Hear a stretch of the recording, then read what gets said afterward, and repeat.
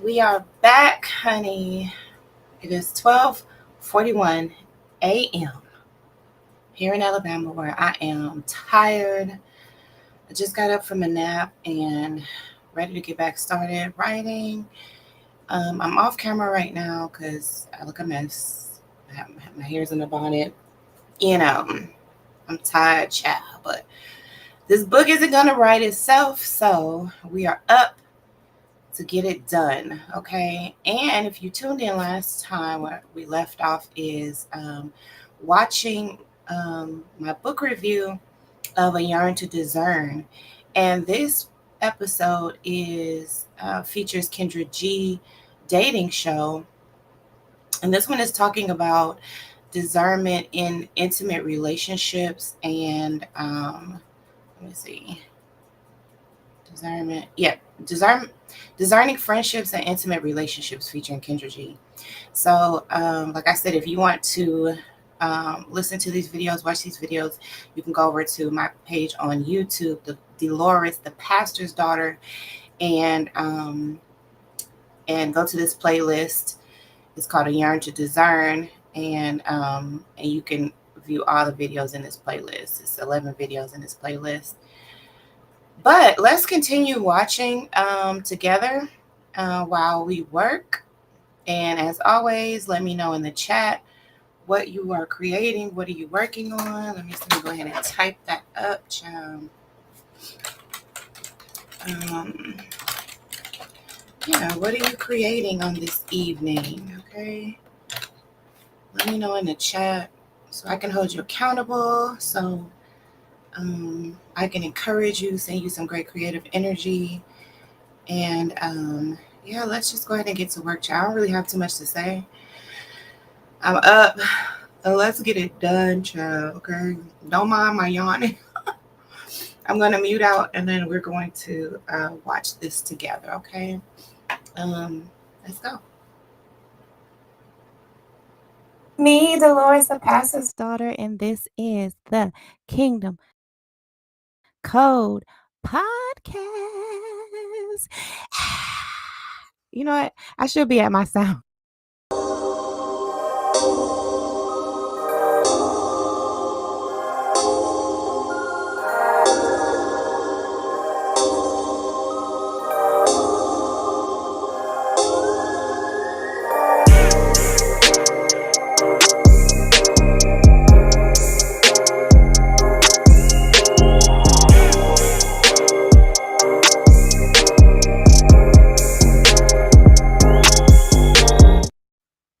Hey y'all. Hey. Okay, look, we're gonna do some reviews. Listen, okay. So it's covered. It's covered by copyright. Okay, y'all, we have got to get into it. So if you have been watching me in the mornings, right? When I give you the Dolores's daily dose of discernment, then you know that we have been really digging deep into discernment, right? So what is it? The origins, all the good things, right? So you need to tune in the mornings. I can't give you an exact time because see the way my sleep schedule is set up, child. Okay, I be doing good to come on by 10.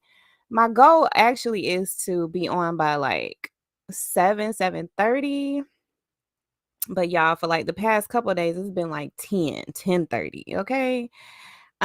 So yeah, but you can catch me in the mornings. We'll be talking about discernment and reading the book, A Yearn to Discern, Finding Purpose and Fulfillment Through Discernment. Okay. And that is by R.L. Mako. Okay. But let me just read to you a couple of snippets of it. Because this morning we were talking, I told you guys that I've done a couple of reviews of Kendra G's single show on my channel before because I really believe that her show is a really good way to really work on your discernment, practice your discernment, really get more sharp with your discernment, right? And because of the questions that she asks and the amount of time that people are on, people will generally tell you enough information, right? Because what we've discovered when we, have dug deep into discernment, is that the information that you need to make a good decision is already available to you, right? And so here's what the book says, and it's talking about discerning on a regular basis.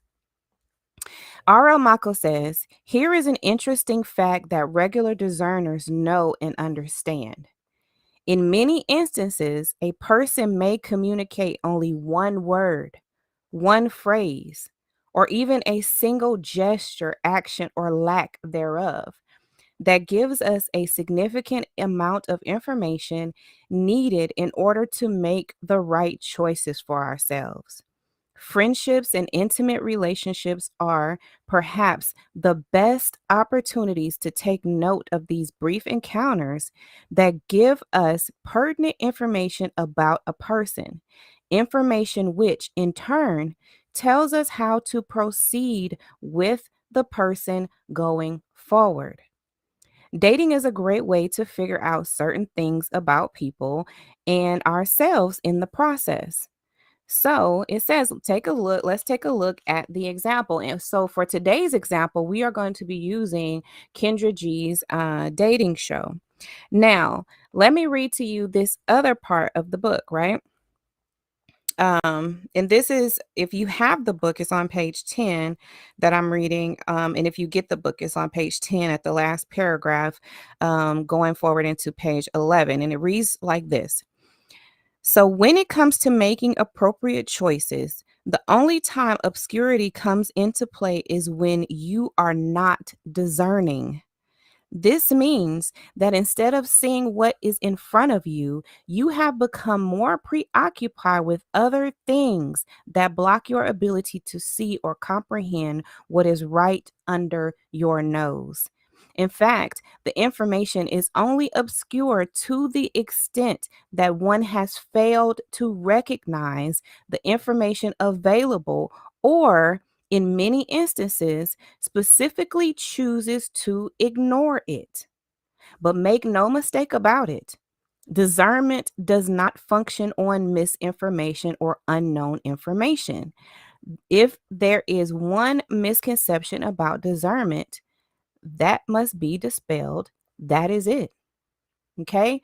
So a lot of times people are under the misconception that they cannot make an informed decision or cannot make a wise decision about what to do in their lives because they feel like, okay, well, the information isn't quite there, right? I can't seem to find the information I need. But um, it's not the case, right? With discernment, the information is right there and it's available to you. And this show, the Kendra G show, is an excellent example of that. And I'm so glad that actually the show is out, because it is, if you use it that way as a bit of a case study to really work on your discernment. And if you're single, then this is something that should be able to help you increase your discernment ability so that you know the right person to choose, right? Because where does discernment really where do we seem to really lack discernment, right? It's in our relationships with people, right? Our foundational relationships, like let's say our parents, in our romantic relationships, in our friendships, we tend to we tend to act as if we don't know who we're dealing with, right? Especially if we are someone who believes I need to be in a relationship. I just want somebody. And so you purposely choose to ignore the information that is right there in front of you.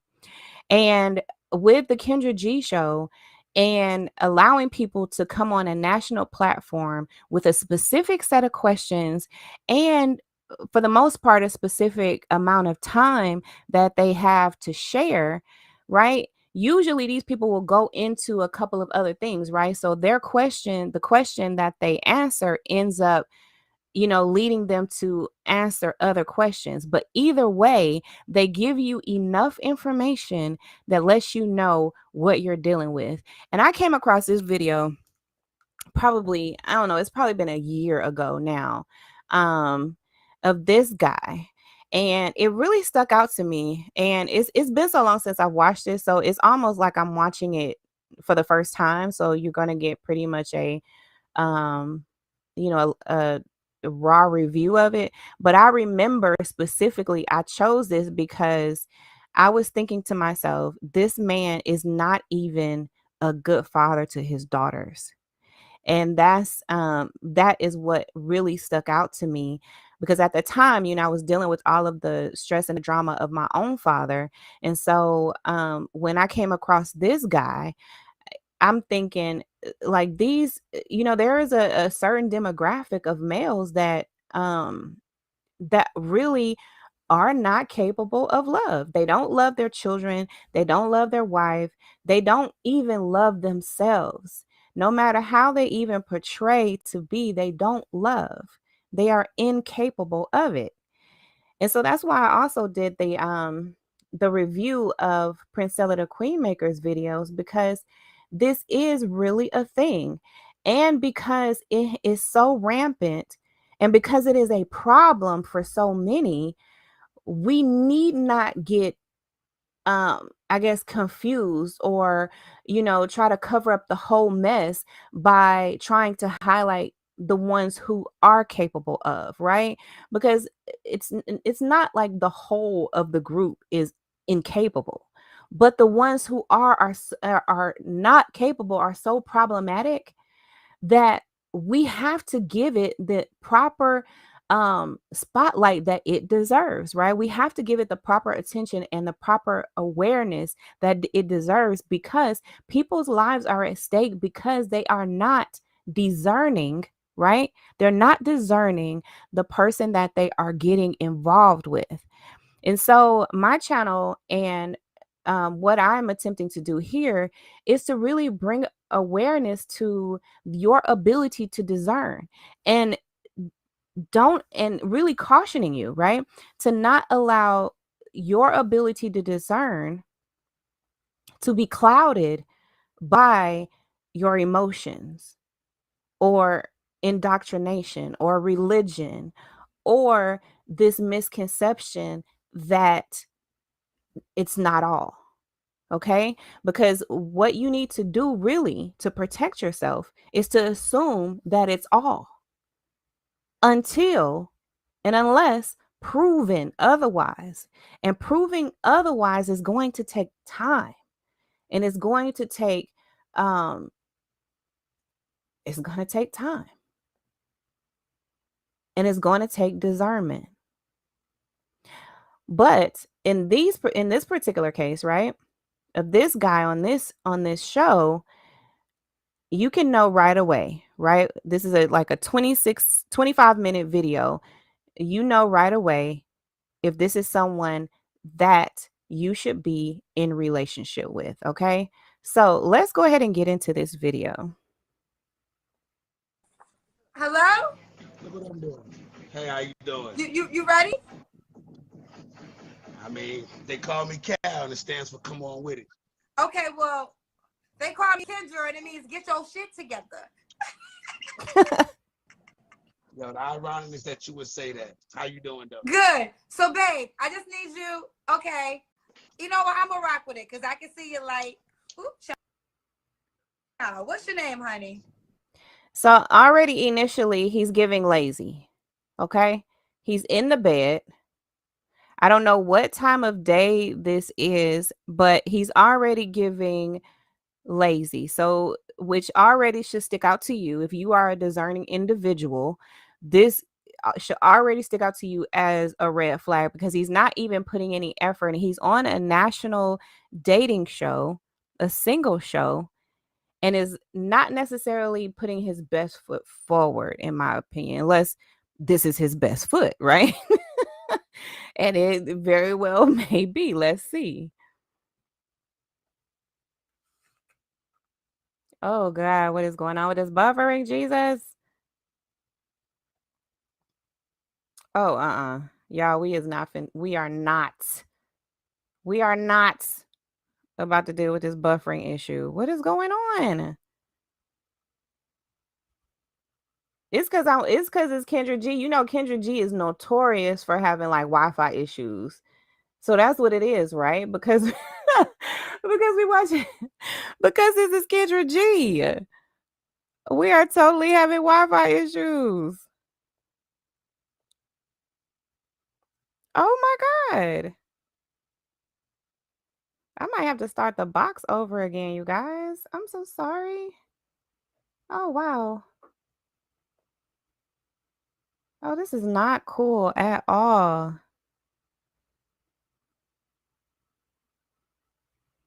Oh wow. Let me stop the share for a minute. It means get your shit together. Okay. I'm sorry. Yeah, His name is he's King very Ezra. Hey, pretty. baby. Very pretty Say child. your name, baby. King Ezra. His first name is KING-EZRO. Okay. That was the name I think I accepted on Facebook. Is your Facebook name under his? No, my name is on Facebook. It is Calhoun Ezra. Okay. All right. So Stephen, you called me from Charlotte. You said, right? Tap my name. I not go away. I'm talking now. Love you. Hello. You called from Charlotte? Yes. I just relocated back here like in July. In July. Okay. Yeah. When's your birthday, Stephen? October 9th. October 9th is a Libra. Yes, ma'am. All right, Stephen, Charlotte. October 9th is a Libra. Okay. What do you do for a living? Currently, I'm working at a hotel. I do security maintenance, and they training me for manager to run the whole. That's what's up. You say security maintenance? Y'all hear, right? Like, remember what the book said. Sometimes it's a word, a phrase, the lack thereof. It could be a look, okay, a gesture. Did you hear what he said? Currently, that's what he's doing. That's a key word there. He does not have steady employment. Oh my God. Is this gonna do this every time I pause it? Like, that's not that's not gonna work. That is not gonna work, y'all. But I'm telling you, if you just watch Kendra G's show, that is really going to help you to really increase your discernment skills. That's what I started as while I'm training for manager. That's what's up. Okay, security. And when so this Stephen, Charlotte, how many kids do you have? You saw how he thought about it for a minute, then he laughed. Oh my God. Y'all, oh my God. Come on. Look, your face, it fits. I have 16 kids. No, I'm lying. No, I'm lying. I have 5 kids and 11 grown-ups. In 8 days, 4 children, 4 aunties. What? Okay, Yeah, so you really Debbie do have Ashford. 16 children. 14 boys, 2 girls. How many women? 16 kids, and he's currently, which means that he doesn't have steady employment. 16 kids, y'all. That is crazy. And see, the typical line of a religious narcissist in this situation will say, well, the Bible says you're supposed to be fruitful and multiply. But the Bible also says if men don't work, he don't eat. God rest the dead too. And he don't have steady employment, but it looked like he never missed a meal. 2 by 1. This is a serious conversation we're having. Yes, ma'am. How old are your children? Give me ages. Girl, he can't give you no ages. 31 next month. He'll give you a range. And is 29. No, he'll be 29. December 12th. I feel like you giving me the lottery tickets, like I'm at the gas station and you about to give me the numbers to play the Powerball. And look. And a lot of days when I say it in the fashion that I said, people like, you say that like you proud about it. No, I just say it like it's the truth. Well, babe, I think you Yes, would ma'am. be proud because you didn't stop after number 3. Let's just say 3 was high. You ain't stop at number 5. Let's just say 5 was high. You ain't stop at number 7. Oh, well, let's just say you got to 10. 16 It kids, was like, Take it y'all. over there. it's too much. Take it in. You went more. Hold You on, went 6 more. One second. Take it in there. Take it. Take it in the room and close the door. So, okay, let's give me the youngest kid's age. What's the youngest ages? He probably got a He newborn. just turned 6 on the 30th, and then I have one about to turn 5. So, have you ever been married to any of your baby moms? No, ma'am. So, okay, how many women had your children? But you want to hear something good? To tweak whatever's going on in your mind? To tweet. I had 9 girlfriends in my life. My last girlfriend is the first. Oh my God, with this buffering. Y'all, he said you want to hear something good to tweak whatever's going on in your mind. This woman I never cheated on. I'm not a woman beater. I've been single for 2 years and maybe 2 years, so maybe about two and a half years right now. Okay, so how many women got your kids again?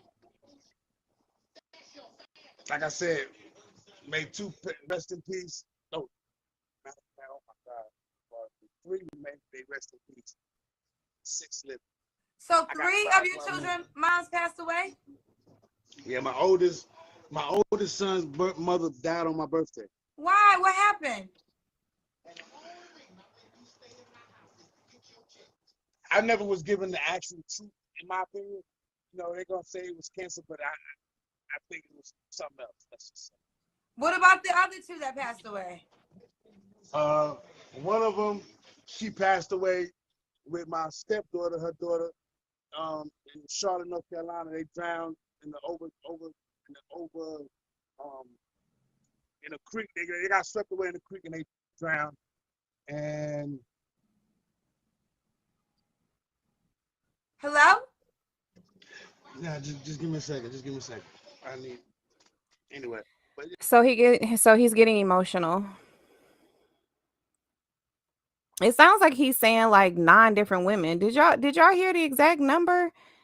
Because it seems like he's saying like 3 of them passed away and 6 are still living. She got killed by a boyfriend. Okay, that's heavy. I'm sorry to hear this. Now, Stephen. Well, let me stop you real quick. If someone ever informs you that they lost a loved one, please and thank you. Don't ever tell them that you're sorry to hear that. Because I caused a situation in the past when somebody genuinely was like, yo, how you said it, meant it, and me not, I guess I'm saying not in the right train of thought. Clearly. I said, what the fuck is you sorry for? And I was in his face when I said it, and it turned into unnecessary. Well, what I'm trying to convey, is there's no joy in my heart to hear. And look. That is equivalent to what I was saying. So, okay, what is the telling me okay? sorry. Let me ask you this: what is the appropriate response when someone tells you that? Not apologizing for something you didn't do. That's at that. You know what I mean? But She said, "I'm sorry to hear that." So, like, this guy, y'all, like, just, I just, yeah. Oh my God, let's just keep on going. But still be empathetic. Okay, that's my words would be my condolences for or to you, as opposed to saying that I'm sorry, because that generates a sorry for what? What did you do? And then that, like I said, I'm speaking from an actual example that happened. I turned it into he didn't mean it. You know, he did something for him. He meant it the way you said. I'm sorry to hear that. Okay, but, well, okay. Me going through that particular time frame, I allowed. Let me say this. Okay, yes, I'm gonna honor your the way you took it. The way I think it's But you fixed it, and it was the sexiest right. one But I ever heard. I want to explain something, and I won't repeat it because I can touch a trigger for you, and I will honor that. I want to be sympathetic to whatever a trigger is to you. But I think when someone says that, what they're saying, they're not apologizing for the act. They just feel bad that you had to go through that. So it's like for you have to go through that. I'll give you an example. When my mom died, people will say, "Oh, she's in a better place." That pissed me off. Like that's when people say, "Oh, well, don't be sad. She's in a better place," and that was a trigger for me. So, and I knew that they had good intentions, but that was my trigger. So I'm gonna honor your trigger, and I understand it. But let's move forward. That's I a guess lot. it's Though. really a thing that people don't really know what to say when death happens. They don't know what to say to really like comfort you, or it's like you're like in an awkward place. It's like, okay, what do I say? Do I say anything? If I don't say anything, is that the right thing? Like, should I just be like, I don't know what to say. I don't know what to do.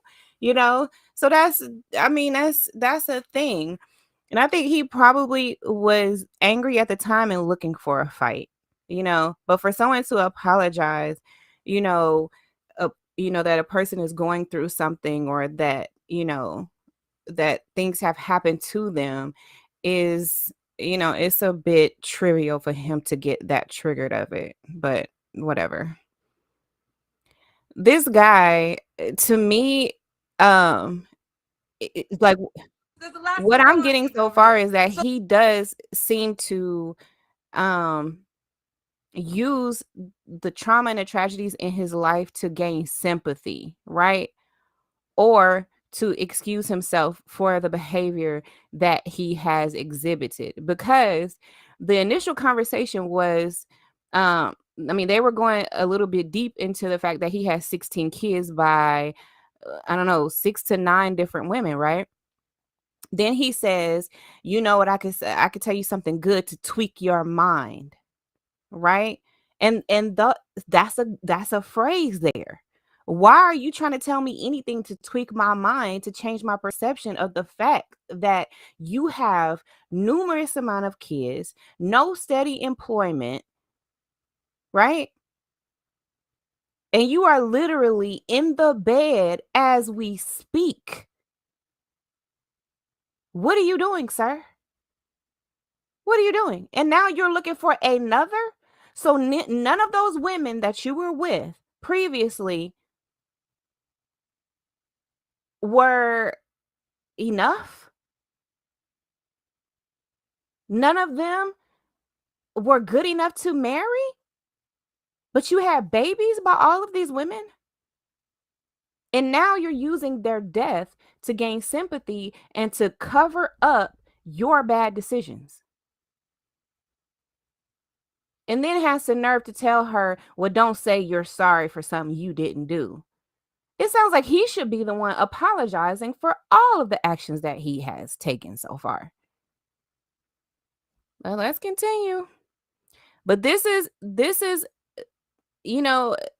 the comments and the thought process of someone who is very discerning, right? Because you're looking into more than what they're saying, right? Into a little bit deeper, but understanding that they're telling you everything that you need to know to make a decision of whether to So proceed or not. the reason I asked about them is I want to understand this. Say that again. So you weren't able to make a relationship with any of the women that you Good had kids by? question.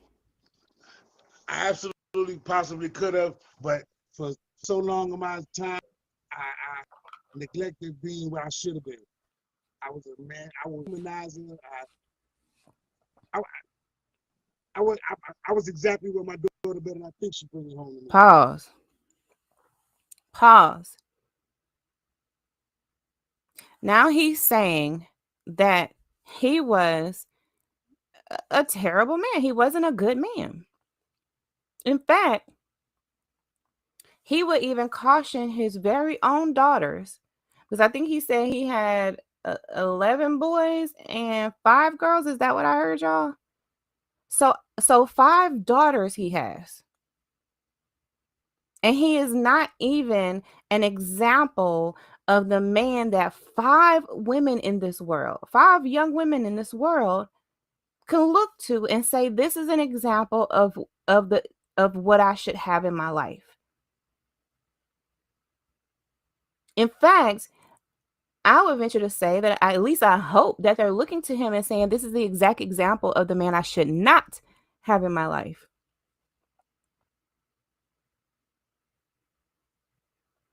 And so the question even becomes to me, right, is if he is even a qualified or a decent of enough man to even be somewhat of a father to these girls. And I really don't even see how he can, given the fact that he has been spreading his seed all over the world to all of these different women.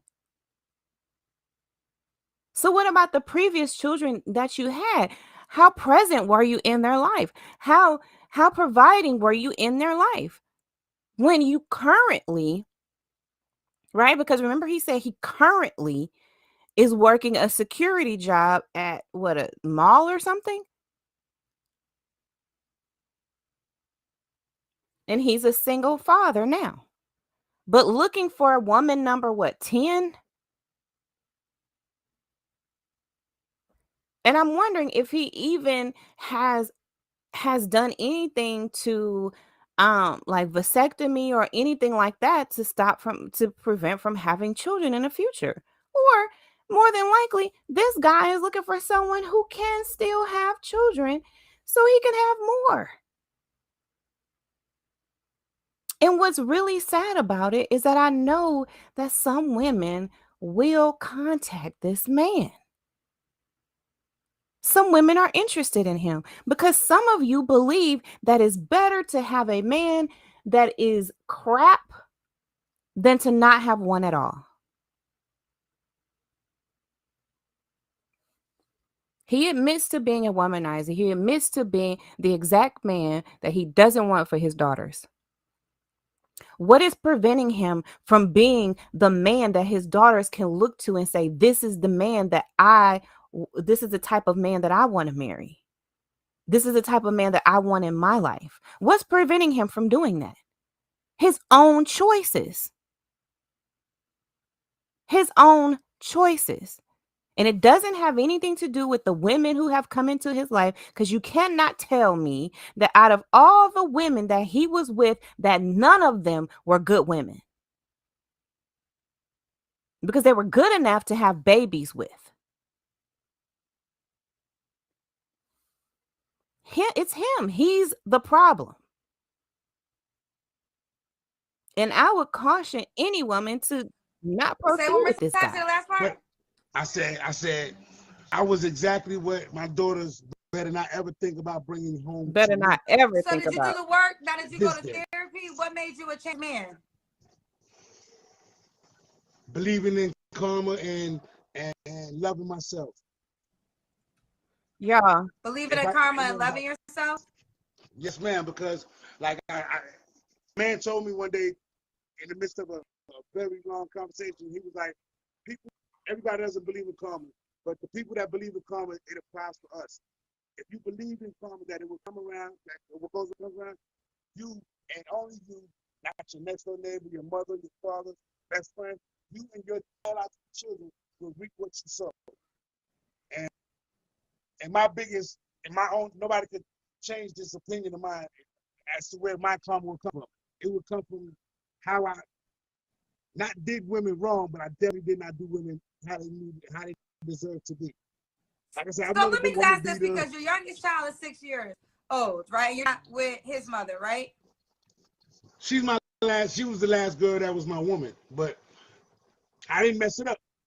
He didn't mess it up. You didn't mess it up. What happened in that circumstance?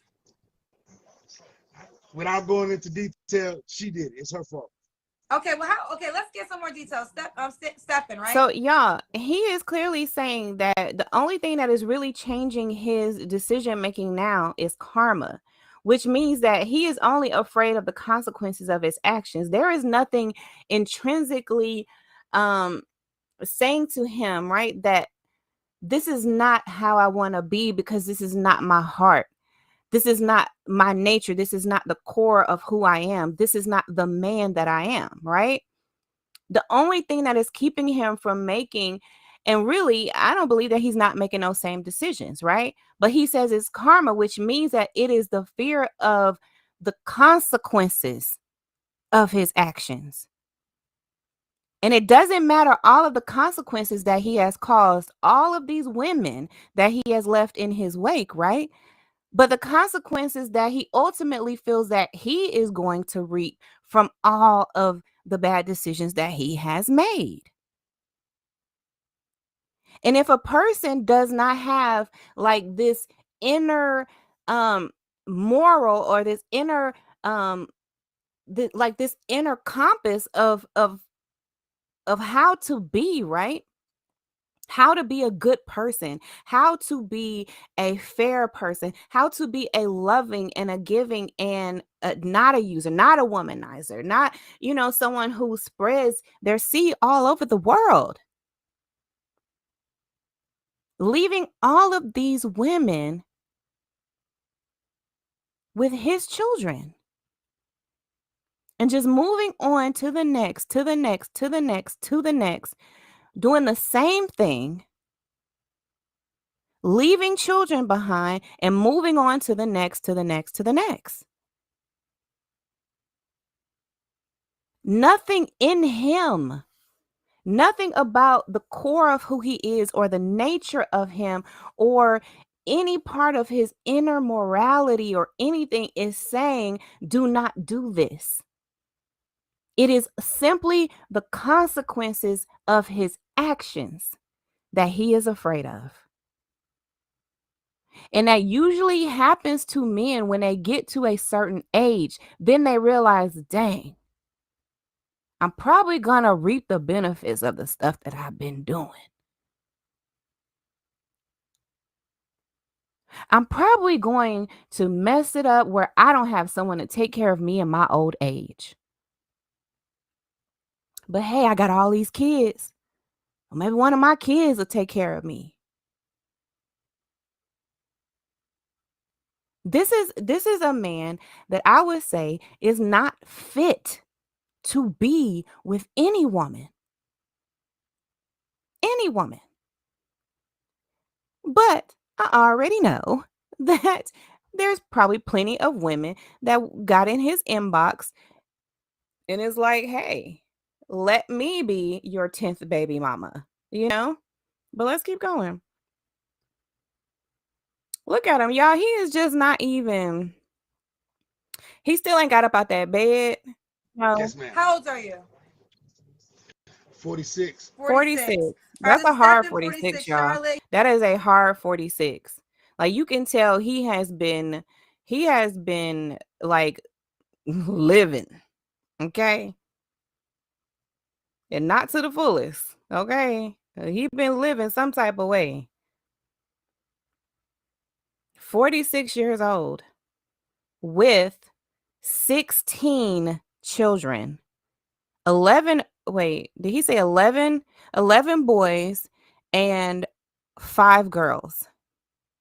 11 boys, 5 girls. Now you tell me, what type of example is he for his son? He's a Libra. He works at security maintenance, and currently he's going to get promoted.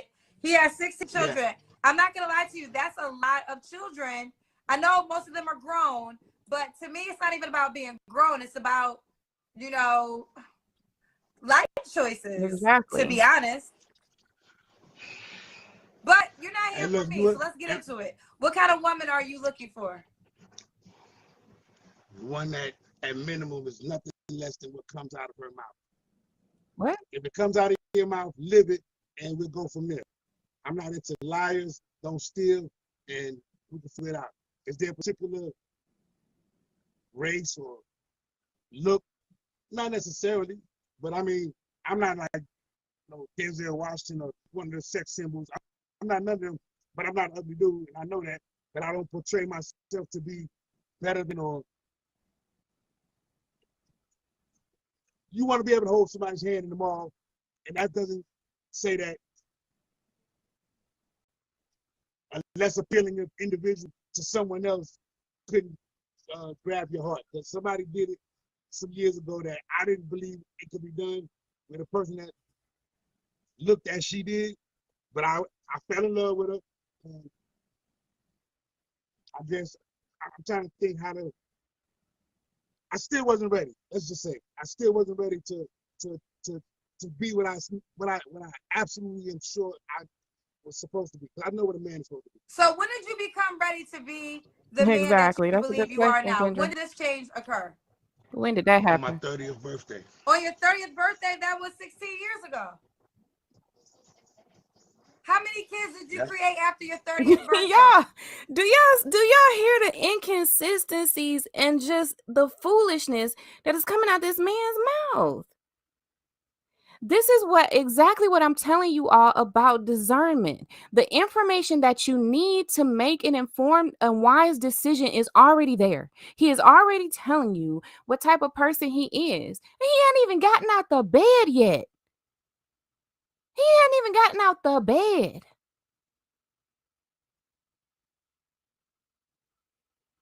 Y'all.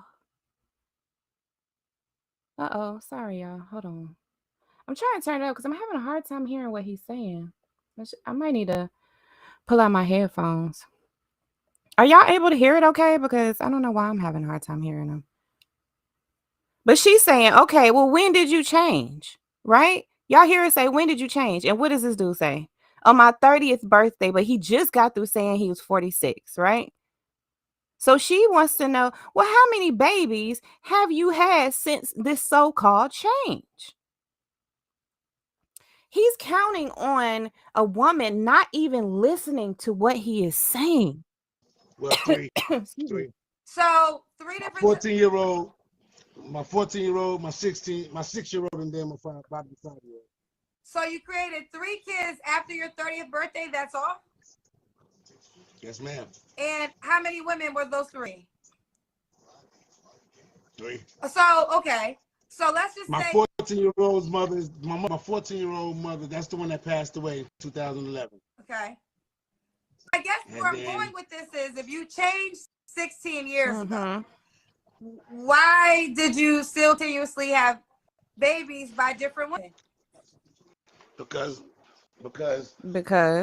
I believe that as long as I'm serious about what I'm doing, I'm not always going to be perfect in my intentions, but as long as my intentions are my intentions. I don't know how to word it, but I refuse to ever say that my children are a mistake. I used to say that it was a mistake, but they're not a mistake at all. But they were definitely an irresponsible action that I committed. And, you know, I keep pausing because I was just talking to my mother yesterday and she got upset about something that I said to her. And her reasoning is because I don't want to say it made her mad, but being honest and truthful and accepting something that is yours, it could hurt. And hurt could mimic anger. You know what I mean? Because I said to her, because right now my 14-year-old is living with her in New York. Like I just left New York in July to come back here. And he's been there about 6.5 months, maybe 7 months, based on what's been going on with me. And I told her in the midst of a very emotionally charged exchange, I said, don't worry about it, because my son will not live with his grandmother as long as I live with mine. And she understanding how I come to live with her mother, it had to jog up memories for her to relive, like, damn, I know how he got there, da da da da da. And she did what her people do. They defend this man. So I'm not a professional therapist, but have you ever gone to one? I've never gone to one, but my 14-year-old mother, when she was pregnant, she definitely, we did a role play of mental health evaluation. She did a role play? I think, are you open? Because she, no, she had an associate's and her bachelor's in psychology. And she was telling me then, like, yo, you should go to mental health, da da da. And act like you calling mental health and you set up Okay, any. with acting. I'm saying in Yeah, real life. he's talking about he. Yeah, he said he used to role play with one of his baby mamas. You know what I'm saying? That's the closest he done got. That's the closest he done got to therapy. But I could have sworn, and I mean, we're not gonna go back, but I could have sworn he had just said that he went to therapy before. And that's when he realized about karma and he started loving himself. Didn't he say he went to it before? And now she's asking him and he's saying he role played. And he changed when he was 30. I could have sworn that's what he said. But y'all, are y'all doing the math here? I'm not even good at math, right? But my math is telling me that he had 13 kids before the age of 30. Y'all, 13 children before the age of 30. Then 3 additional children with 3 additional women after that. And so now his 14-year-old, right, obviously from what I'm hearing, lives with his mother. And she said something about that. And then he checked her about because he was living with his grandmother. So he was like, well, I live with your mother. And now my son lives with you with my mother. So and then he said this was some type of emotionally charged interaction. So that is giving you the indication that A he lot of had people, a a strained No, but there or was no, some no, type no, of no. weird relationship with his own mother. And everybody knows, right, that there is a correlation between the way a man treats his mother and the way he treats the women in his life or the woman in his life. So this is leading me to believe that there is a strain with his own There was mother. no acting because she literally diagnosed me because and the thing about that was she was like, my diagnosis is gonna be easier because I lived with her for 10 months. She said normally you would have to answer questions, and if you didn't answer them truthfully, you couldn't be properly diagnosed. Me living with her, she was able to just acknowledge things that she knew and saw by living with her. And That ain't how it works. That is not how that works, sir. But I can understand like if his ex, saw some behaviors that were consistent with some stuff that she saw in the DSM. You know what I'm saying? Like NPD, something like that. But that should have prompted him to get more counseling. But now he's thinking, oh, well, the role play, that was counseling. No, sir, it wasn't. That was your ex and you telling saying you. that me probably should seek professional help. Mm-mm. I don't dispute that thank God. totally, but at the same time, I don't think I have to. Oh, you definitely He don't do. think he has to. You should. Did you hear what I just said? I said I don't think it would hurt, but based on me and how I think and what I believe and how my determination is in certain areas, like I said, it wouldn't hurt me. But I'm serious about what I'm doing, and like I said, I've been a single parent for the last 14 years, living alone, and I'm on the. I'm talking Sir, stop live. using the circumstances that you caused yourself to try to seek sympathy. That's exactly what he's doing while I've been a single parent for this long over that. Well, sir, that is your own actions. He said it won't hurt for him to get counseling, but it won't help. It won't help because his mindset won't change. He said, I know my mindset. See, y'all got to listen for these little subtle things that they say. He tried to change it and then start to focus on the kid that came in the room, right? Because he's trying to just focus on something else. Ask another question. And Kendra face, look, Kendra like, look at Kendra face, yeah. Kendra like, we're gonna talk about this, honey. I'm asking all the questions and you gonna answer them, sir. But that's what this is giving. His mindset will not change. He is fixed. right? So some like if you are a Christian and maybe this would lead you to believe that he has somewhat of a reprobate mind, right? He is definitely showing signs of narcissism. with 5,000 people. 6,900 people. Oh man, it says 6,900. We're almost at 10,000 people. well, you heard what she said. A bunch of people watching your daddy Get right your now. That's gonna views, say you something. girl. Did you drink your slushy? All right. Okay, Give me a few minutes, and I'm coming. let me jump, baby. I sincerely. Okay. So 1 second. So if you stay in here, you cannot be loud. Love you. So listen, I think Yes, ma'am. any woman watching might be a little cautious and might want to make sure that everything's in alignment. So let me just. I'm curious to know this though. What are your deal breakers? What would you date?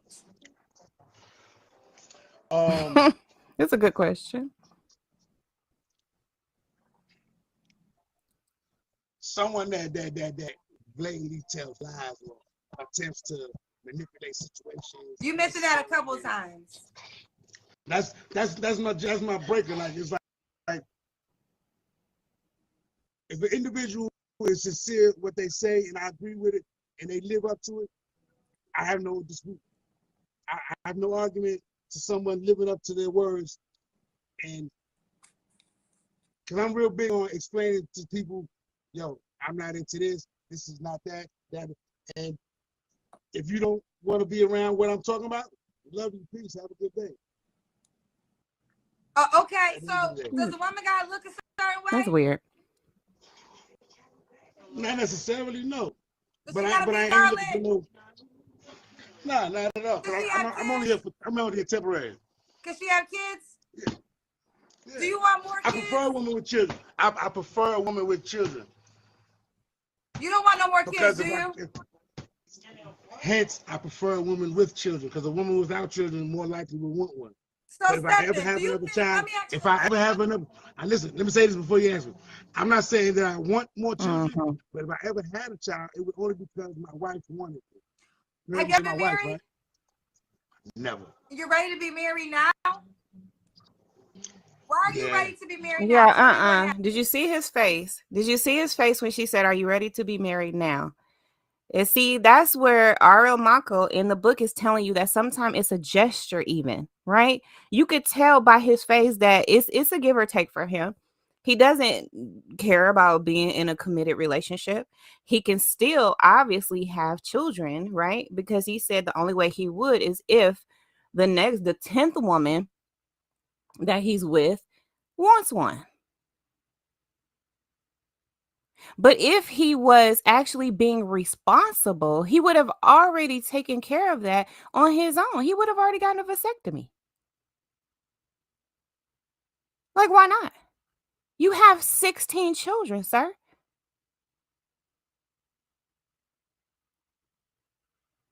You're not stable. You don't have stable employment. You're not seeking any type of therapy or mental health. You're a single father. Why don't you focus on your children and the one who just lost their mother?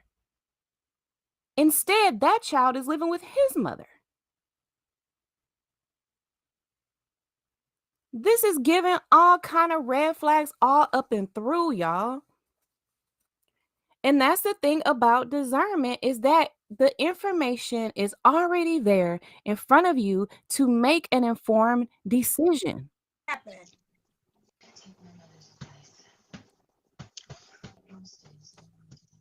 had to be honest and think about being in a relationship is a responsibility.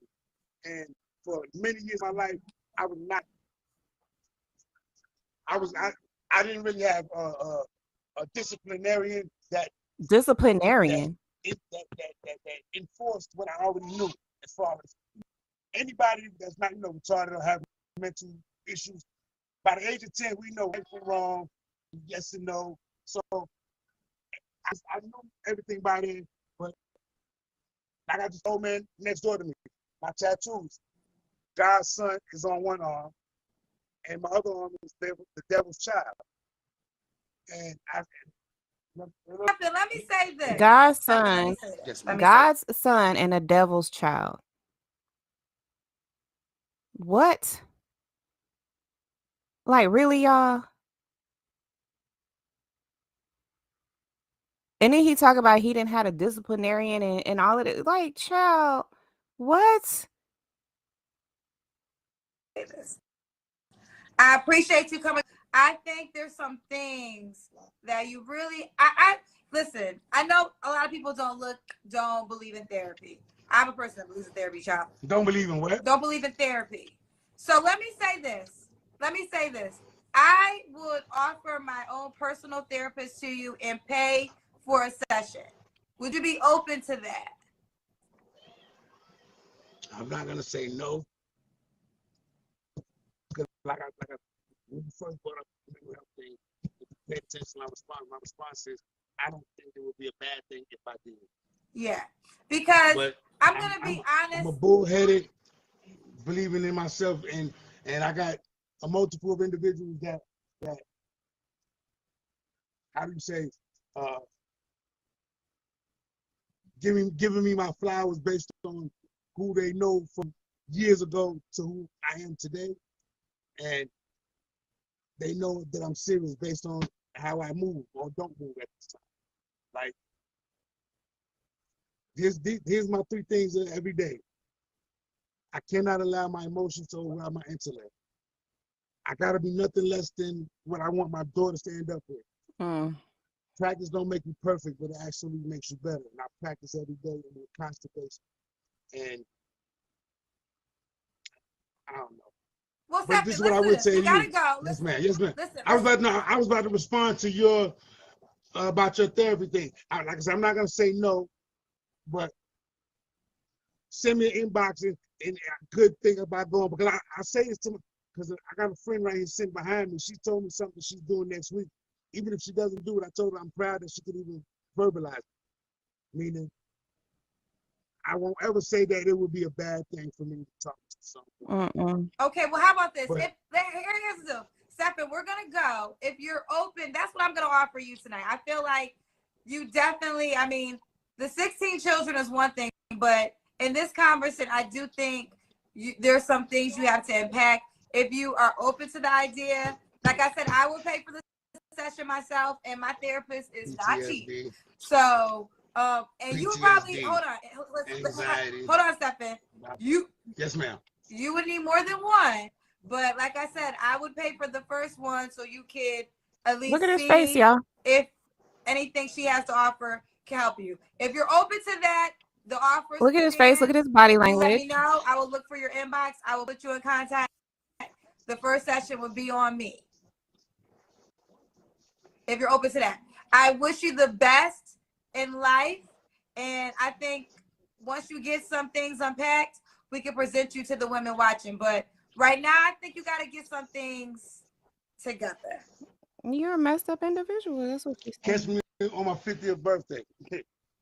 Because here's an example of how I grew up on my 30th birthday. I've been grown from the age of 10 to the age of 30. I was grown, but I grew up on my 30th birthday. I gave myself a realistic 10 to 30 is 20 years. 30 to 50 is 20 years. I said by the time I'm 50, yeah. By the time he's 50, okay. Yeah. Patience is a virtue. Patience is a virtue. If you don't use it, it can hurt you. And there you have it. All right, Stephanie, we're gonna go, baby. Bye. Bye, sweetheart. Yeah, that too. Love you, peace. Bye. Ooh. Ooh. Ooh. And his teeth look bad too, y'all. It doesn't even look like he's, been to a dentist in a while. But it looks like to me, you guys, another religious-based narcissist, right? Another religious-based narcissist. And what's really sad about the situation, right, is that there are a lot of women who will fall for this. They'll fall for it. And they'll think, okay, well, maybe the 10th woman is a charm, right? Maybe the 17th child he'll actually take care of. You know? But you see a man who resists help, who lets you know that his mindset is set, does not want a committed relationship, but even if he was in a committed relationship, what kind of quality relationship would that be? Like, what difference does it make if he's committed to you? He couldn't even get out the bed to talk on the phone with a ripped up shirt on and a messed up mindset. No self-reflection, right? Not even any critical thinking, and the only thing that is stopping him from making even worse decisions than he already has is the consequences of those decisions. There has to be more in a person that prevents them from hurting people, from doing bad things, from making bad decisions. It has to be more in you than the consequences of doing bad. Because guess what? In the absence of the consequences, what decision are you making? And that is what we are seeing in today's time, is that the only thing that is keeping somebody from literally taking you out is because what? Of the consequences. But there is nothing in them that says, you know what, this is wrong. This is not who I am. This is not my nature. This is not the person I am. It's not the man that I am. I'm a protector and a provider. I'm someone who does not have more kids than I can take care of. I'm someone who is committed to at least the third woman I was with. The fourth, fifth, I don't know. But to continue down this path, and even at his age right now of 46, which is a hard 46, okay? There is still nothing in his mindset that is saying, or nothing in him that is saying, what type of man am I? In fact, what he's saying, well, maybe when I'm 50, maybe when I actually need someone to take care of me, maybe when I need a nurse and a purse, then I might entertain the idea, if that's what I gotta do because of the consequences.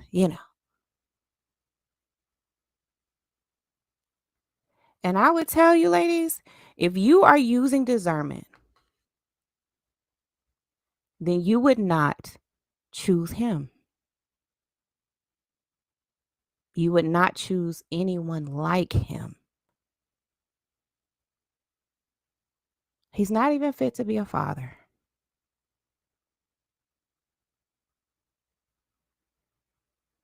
He's not even a man that his own daughters can look up to.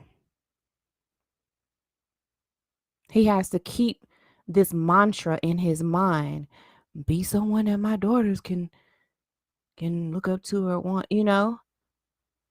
He has to keep convincing himself to be that person. That's not who he is.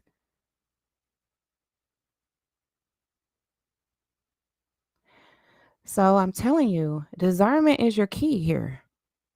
Discernment is what is going to save your life,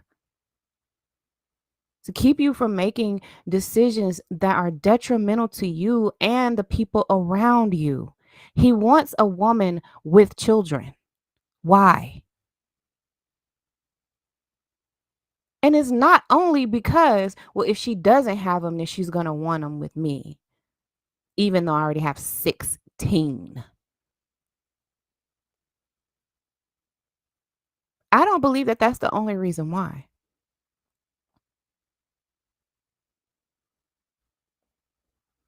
But he's given you enough information in a matter of 25 minutes, because that video was 25 minutes, came to an hour, with all my commentary and with the buffering issues. I'm sorry about the buffering issues, by the way. I'm going to get that fixed. I probably just need to restart my router because I usually don't have any Wi-Fi issues. But I don't know. It might be that Kendra G karma, y'all. Because y'all know, if y'all watch Kendra G, but like if you watched her for any length of time, then you know she always has Wi-Fi issues. So I'm really feeling like, it's some of that Kendra G karma, like some of them Kendra G vibes rubbing off on my video. But hey, you guys, go ahead and like the video and share the video real quick.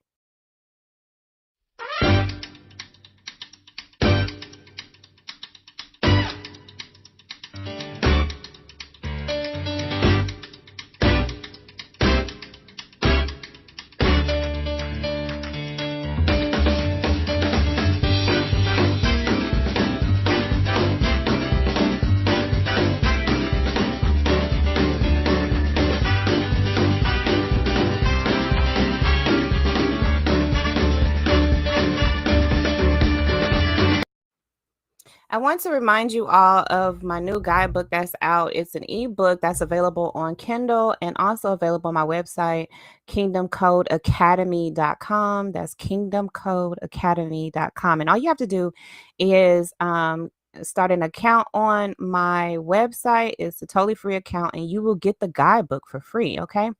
And it's right there on my website. So as soon as you sign up, you will have access to the guidebook. Or, of course, you are welcome to go. The guidebook is not available right now. So let me go on to the next video.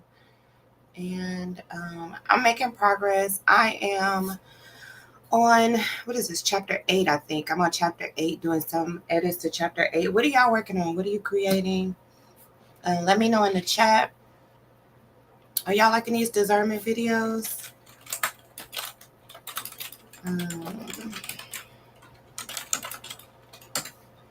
Y'all let me know how these discernment videos are impacting you. Because you know what, like I told y'all before, you hear people talk about discernment a lot, but you rarely actually hear them teaching it.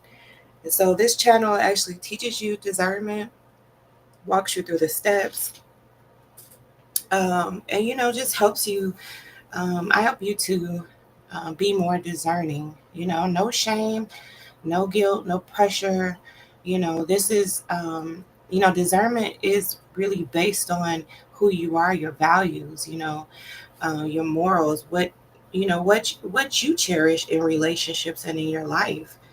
And it starts there with knowing who you are. And in these videos, you'll see that a person's ability to discern, their sort of level of discernment is really depending on them, which it should give you a lot of comfort to know that it's not something that you have to get, you already have it, right? But you just have to hone those skills. You just have to practice that gift. Like I said, it's like working a muscle. You have to strengthen it. Strengthening it means that you have to use it in every area of your life and every day of your life to make the best decisions for you. I don't want you to think of it as some grand spiritual concept that only applies to Christians or only applies to religious people or anything like that. No, you cannot identify as a Christian and totally tap into your gift of discernment and use it to completely enrich your life and elevate your life, to make better decisions, to have healthier friendships, to move differently in the world and be safer in your interactions. So, don't think of it like, you have to be on some sort of spiritual level in order to really tap into that gift. You don't. So let's continue. This next chapter, this next video that we're going to watch is called Discernment and Spirituality. And this is the chapter 2 in the book, Delores, the pastor's daughter. A Yearn to Discern, by R.L. Mako. And, like I said before, y'all, this is a really, really good book, so I definitely recommend you getting it. But if you don't get it, obviously excuse me, obviously you can get it right here on this channel. I read it aloud to you and, pull up some scenarios and real life examples and cases where we can really work that muscle, put discernment in action. Sometimes it's easier to start to really hone those discernment skills when you're looking at other people's situation. I mean, look at, how like you can have a friend, girlfriend, or whatever, and you can see a lot of the mistakes that she's making, how she moved, how she should have moved differently and all that. It seems like our discernment is much sharper when we're talking about other people. But when it comes to applying it to our lives, that's where we start to be like real shaky on our discernment. So, this and that's fine, like if that's how you have to start, then that's fine. You start honing those skills by looking at other people, other situations, and then you begin to look inward and see how you can change your life, make better decisions in your life, enrich your life. And that's how you really get those discernment skills down. Okay, so let's keep on going. And like I said in the chat, let me know what you're creating, let me know what you're working on. As you come in, as you leave, please hit the like button. Let people know that we're doing these live writing sessions together so we can hold each other accountable, and so that we can encourage one another. Okay, thank you, and let's get started. And welcome to your daily dose of discernment. Again, my name is Delores, the pastor's daughter. I am your discernment and relationship coach. Okay, I am a nationally certified counselor and an international best-selling author. And in today's video, we are going to get into discernment and spirituality as soon as we get back.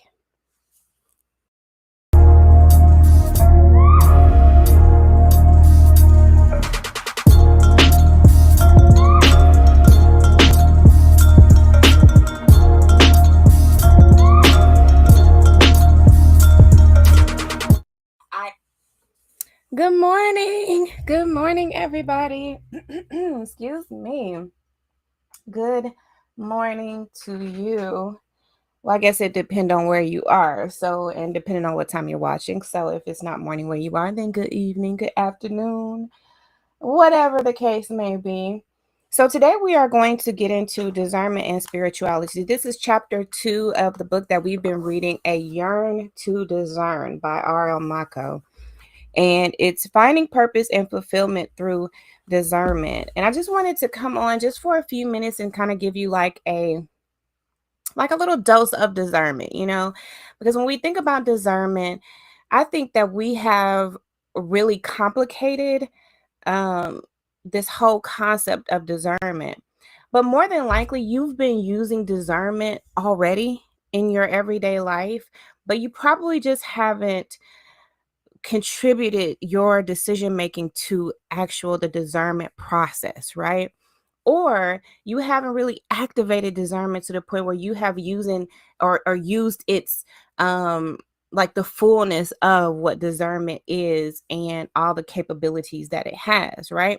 So as we are getting into this whole topic of discernment, I just want to like give you like little bits, as we go along to try to build up this foundation of discernment so that that what it is, how to use it, how to activate, how to elevate your discernment, and how to really use discernment in your everyday life, right? So today we are getting into discernment and spirituality. Now, this is where I really think that a lot of the conversation around discernment really kind of goes wrong, is because I think that a lot of people think of discernment as this, this vast or this, really grand spiritual concept, right? But that does it a bit of a disservice, right? Because we could be using discernment in our everyday life. I mean, there is a discerning of spirits, right? Which is a spiritual gift. But we are not talking about discernment on that level just yet, right? We are talking about discernment just in its basic levels and how we can just build a foundation of discernment. But in chapter 2, we get into a bit of that concept of discernment and spirituality. So let's go ahead and start reading chapter 2, okay? Now, this is what it says. And again, this book is by R.L. Mako, and the information about the book is in the description. So you should go and get it, obviously, because it's a really good book. And it also has sections in here that you can fill out, right? And questions, reflective questions at in the middle or at the end of each chapter, so that you can kind of reflect on your past and your present and your future discernment decision making. Okay, so let's get started with chapter 2. And this is what it says.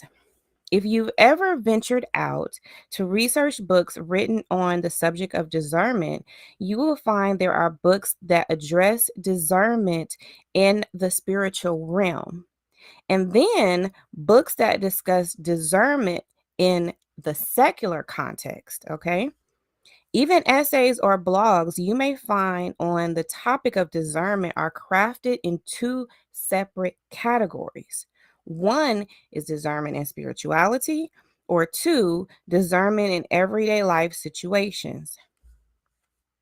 I've even come across writings that discuss discernment as if it's a talent or gift that is received by some and not others. Okay, now that's the key here. Okay, because some of us think, okay, well, I don't have discernment. I haven't been given this gift of discernment, but everybody has discernment, okay? And we discussed this in previous chapter, right? That your ability to discern, right, is dependent on you, on the individual, okay? Which means that if you are practicing discernment, if you are honing that skill, then you can increase your ability to discern over time. Okay. So, some of these writings focus on the goal of finding out if you possess the gift of discernment or not. I find these positionings on the subject matter of discernment to be problematic and conflicting. The notion that spiritual discernment and everyday discernment must be treated separately ignores the relationship between the two and how one affects the other. And furthermore, I find it reckless to discuss discernment as if only a chosen few possess the ability to discern as a gift or talent, while others remain out of luck. This is not how discernment works. Although I am in complete agreement that discernment is a gift from God, it is a gift given to all of us, okay? Not a chosen few. Unfortunately, many of us fail to take advantage of this gift, and therein lies the problem, okay? Now, right out the gate, okay? Chapter 2 is letting you know, look, you got it, babe. You've got the gift of discernment. You were born with it, okay? It's not something that, well, okay, you got it and you got it. You don't got it. You know what I'm saying? It's not like that. We got it, okay? You got it. So, to be more specific, let's go back to the roots of the word discern. In addition to the definitions of the word discern discussed in chapter 1, it is no coincidence that the word discern/discernment is found throughout several books in the Bible, both in the Old and New Testaments. This is a significant fact to consider in your understanding of discernment. The Holy Bible makes various references to discernment with respect to understanding God, gaining wisdom, establishing truth, and other biblical contexts surrounding the processing of information, such as knowing right from wrong, good and evil, and the revelation of God. Throughout this book, I will consistently highlight an important fact about discernment that one should not forget. Discernment is a God given internal element, the way intuition is a God given internal element. Okay. Now, notice here that she listed intuition, right? And discernment as two different things. Okay. So that's one thing to remember, is because a lot of people think intuition and discernment is the same thing, and it is not. Okay. But we'll get to that. The point to be made is that spiritual discernment begets daily discernment and ultimately flows into the same stream. The initial understanding of discernment starts with the acknowledgement and acceptance of spiritual lessons in discernment and applying them to your everyday life in order to achieve clarity in understanding God, your life, and your purpose in the world. In other words, both realms of discernment, spiritual and secular, are intimately connected. Okay? Intimately connected. Therefore, it is misleading for one to discuss the spiritual realm of discernment and not discuss daily discernment and vice versa, right? Because it's a flowing stream. They both flow together, right? Even worse, it is negligent for anyone to treat them separately as if one does not impact the other. That is a mistake you do not want to make. Okay? The problem with discussing discernment in the spiritual context is that some people think you are only speaking to certain segments of the population when you dare discuss God, spirituality, and the meaning of life. Okay?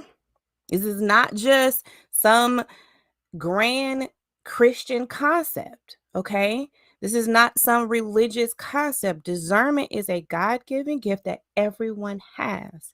And when we talk about spiritual discernment and daily discernment, they flow together, okay? We are all spiritual beings, regardless of what your religious affiliation is or the lack thereof. You are a spiritual being. Okay. So when we talk about spiritual discernment, it doesn't matter what religion you are or if you're not into religion at all. Okay. Keep that in mind. Now, let's go back. The problem with discussing discernment in the spiritual context is that some people think you are only speaking to a certain segment of the population when you dare discuss God, spirituality, and the meaning of life. Some people will shut down immediately when you acknowledge the presence of God and God's hand in finding one's purpose. It would be preferable and possibly sell more books if this book spoke about God in a vague sense and solely used the word spirit or universe to discuss spiritual discernment and the role it plays in our lives. Some people would feel more comfortable if that's how I'd position any discussion of discernment and spirituality. However, I would be doing myself and the topic of discernment and anyone attempting to learn how to discern properly a disservice by not staying true to the source, the understanding, the power, and the meaning of discernment. Therefore, I simply will not do it. Okay, this is what R.L. Mako is saying. Okay, this is where we are right here, y'all. This is what R.L. Mako is saying. Okay, let's keep going. The truth of the matter is, discernment is not a comfortable topic to discuss and dissect. Anyone who wants to either learn how to discern properly, improve upon their discerning skills, or learn how to discern more consistently will need to understand discernment entirely. And that includes acknowledging the source and the strength of discernment. One cannot be willing to accept only certain aspects of discernment and think they will achieve maximum fulfillment in life.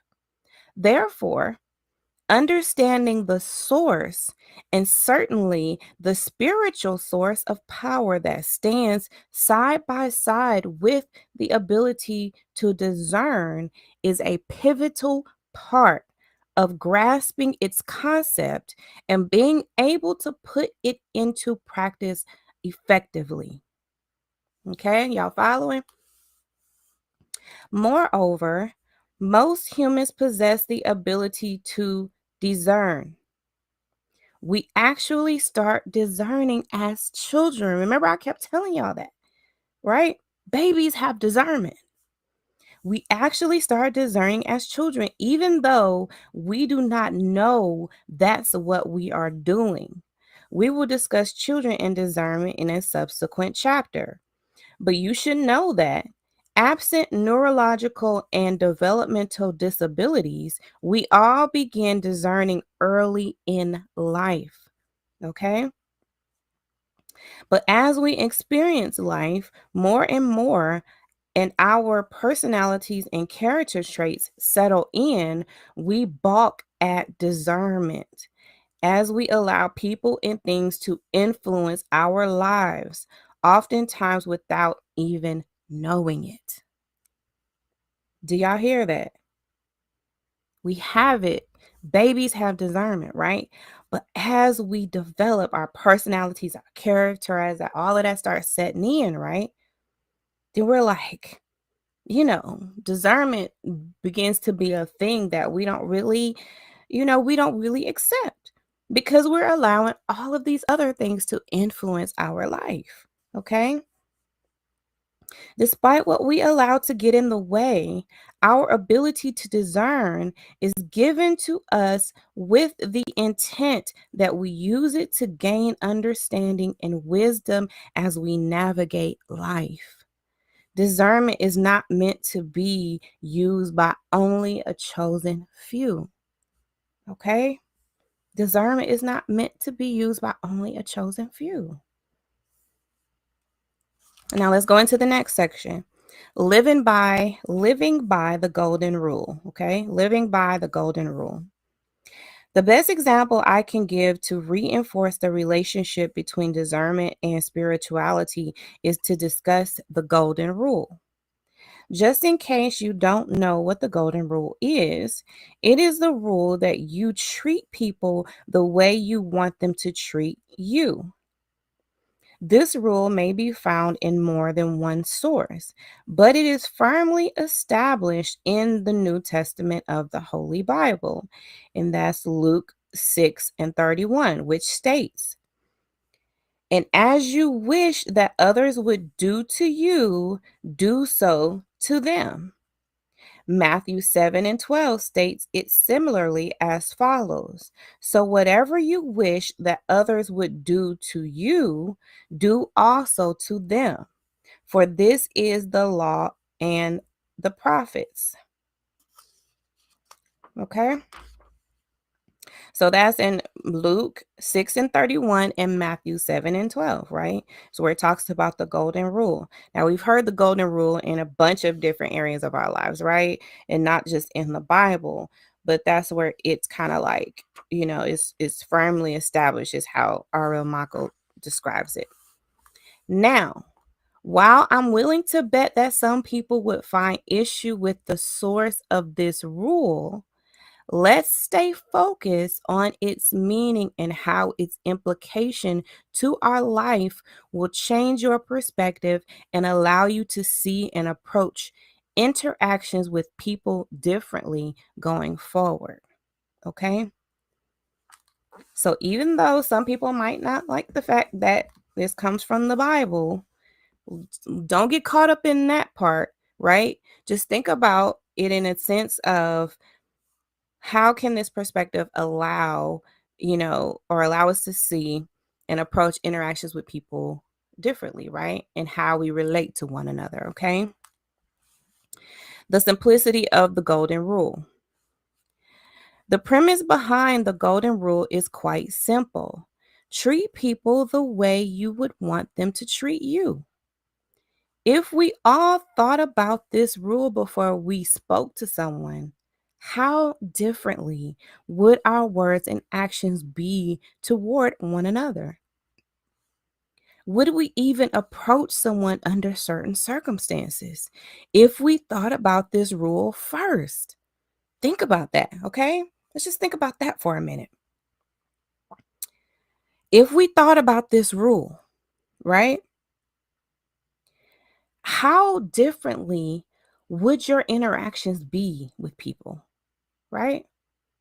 When you think about approaching someone, if you thought, okay, I'm going to do them like I would want them to do me, how differently will we all behave, right?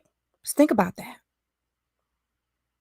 Would we even approach someone at all, right? Like, would we even, okay, well, I'm mad right now. So, do I approach this person when I'm mad? Would I want them to approach me when they're fire mad? When they've got, steam coming out of their ears? Would I want them to approach me like that? We would be totally different, right? Think about the fact that we all want to be treated with respect and dignity, right? I haven't met anybody in this world who does not want to be treated with respect and dignity. I have not met not one person, okay? Have you? Have you met one person who does not want to be treated with respect and dignity? I haven't. Keeping that thought in mind, the question becomes, when we initiate interactions, especially when we approach someone to complain or criticize, right? Because that's when it really comes into play, okay? Do we approach everyone with the same respect and dignity we expect to receive in return? Do you? Let me check myself. Do I? If we thought about this rule, this golden rule, how much differently would our interactions be with each other? Also, think about this. When we are met with anything less than dignity and respect, do we respond in a way that takes into account our actions or thoughts that may have precipitated or a particular response to someone or from someone? Excuse me. Do we respond in a way that takes into account, right, our actions or thoughts that may have precipitated a particular response from someone? So, did you initiate, you know, did you initiate this response that you're getting? Now, that's food for thought, right? Think long and hard about your answers to these questions for a moment. Let's just think about that. Let's just think about that, because this really comes into play, right? When we are being nasty to someone, right? When we are being critical, when we're confronting somebody, we're being conflictual, whatever, like that's when it really comes into play. Because this doesn't really come into play like when you're paying someone a compliment or when you're saying something nice, right? This comes into play when there is a little bit of contention in the air, in that interaction, right? So then we think about, okay, would I want this person to address me this way? I want dignity and respect, but am I giving dignity and respect? These are all part of discernment, right? Because we have to think about our actions and our interactions with one another. Are we bringing on the very nastiness that we don't like, right? Are we causing other people, and not necessarily causing, right? But are we contributing to a lack of dignity and respect that we are receiving?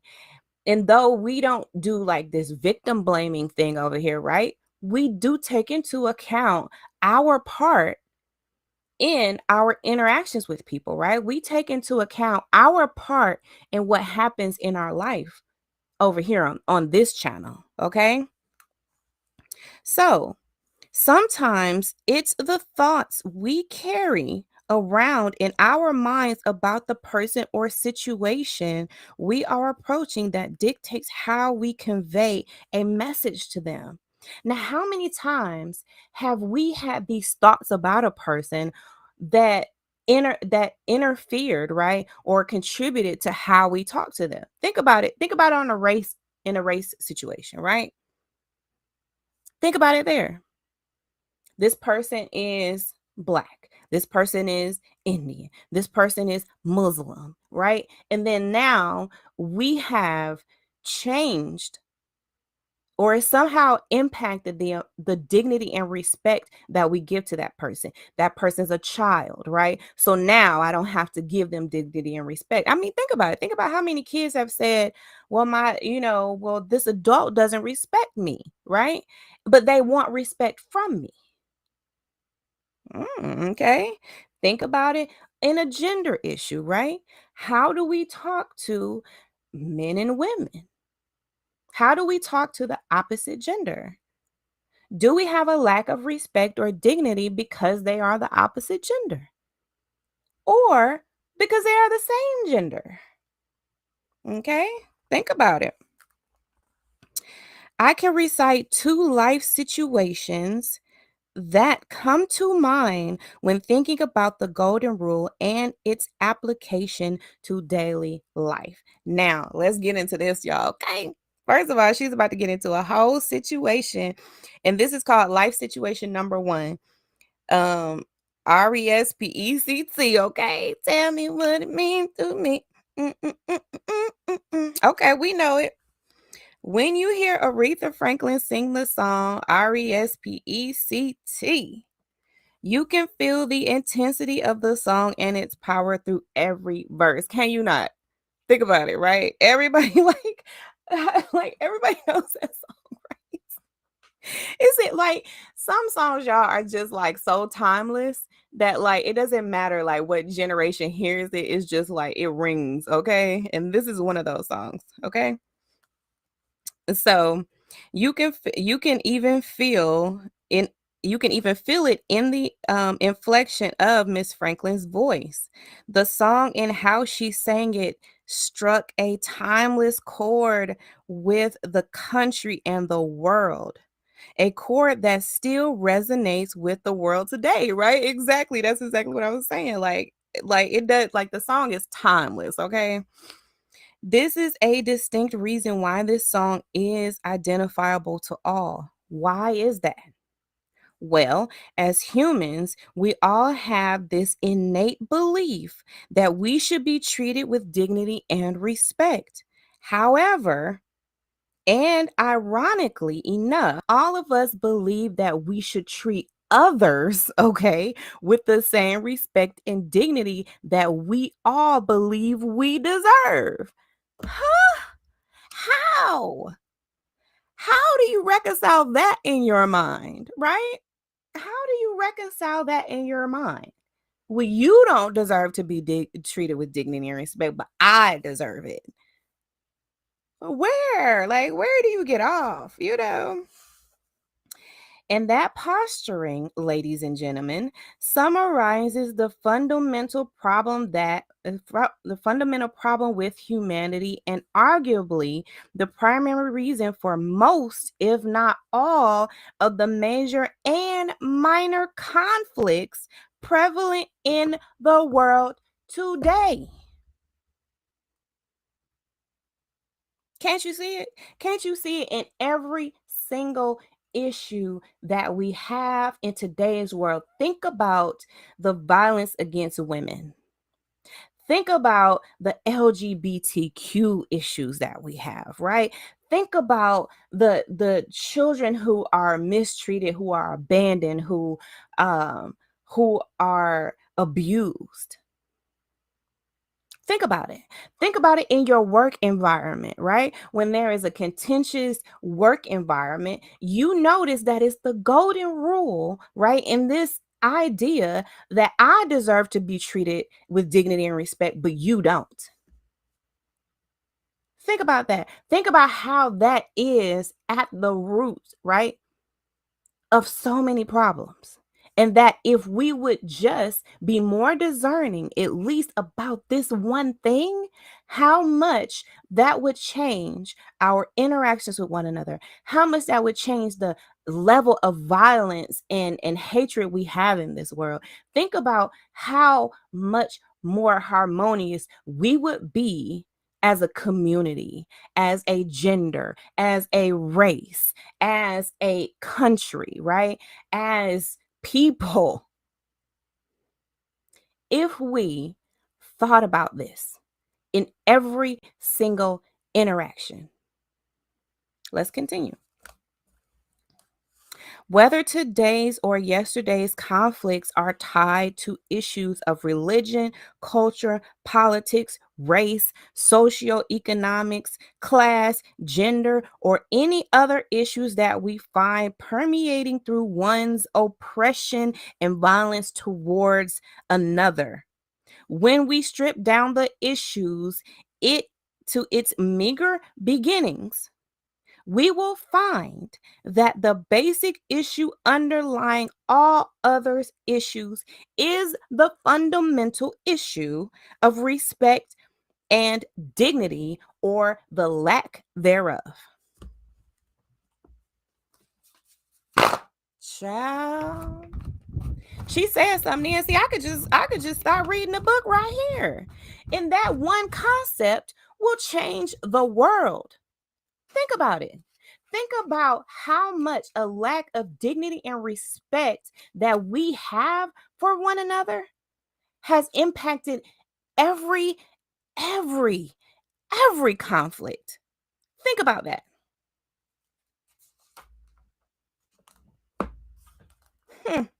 Think about that. Let me just read that one more again. One more again, okay? Whether today's or yesterday's conflict, think about that for 1 minute, okay? Because that's a powerful statement right there. Because that's saying to you that even back in the day, right, we are still dealing with the same underlying issue that we are today and that we will deal with tomorrow, right? Because of a lack of dignity and respect that we have for one another. Look, read it, okay? Whether today's or yesterday's conflicts are tied to issues of religion, culture, politics, race, socioeconomics, class, gender, and any other issues that we find permeating through one's oppression and violence towards another. When we strip down the issues to its meager beginnings, we will find that the basic issue underlying all other issues is the fundamental issue of respect and dignity, or a lack thereof. Child. Is she preaching or is she preaching, honey? Okay, like she's preaching. This book is a whole bunch of sermons. Okay, this book is giving. Do you hear me? This book is giving. And the fact of the matter is that we are a whole world, right? I can't even say we are a society, we are a culture, we are a gender, we are a race, we are a people, we are a whole world of individuals that have absolutely no respect or dignity for each other because we do not discern. We don't discern. We don't even know what it is. But we have people that tell you, well, where is your discernment? Use your discernment. But no one tells you how. How? How do I grasp this concept of discernment when there is so much misinformation? There are so many lies, right? When I'm being treated a certain way, then I lash out a certain way. Think about all of the programming that we have received that affect our ability to make sound decisions, that even affect our ability to have respect and dignity for one another. Okay, let me continue. As humans, we all expect to be treated with respect and dignity. We should all know that respect is reciprocal. Yet, we constantly find ourselves in situations where people are demanding our respect while treating us as less than deserving of respect. It's sad to say, but there are a number of people who use their prejudices, social status, wealth, education, race, and a whole host of other factors as weapons for the primary purpose of denying others of the fundamental human right, the fundamental human right of respect and dignity. And they do this while simultaneously, okay, believing that they should be automatically respected at all times.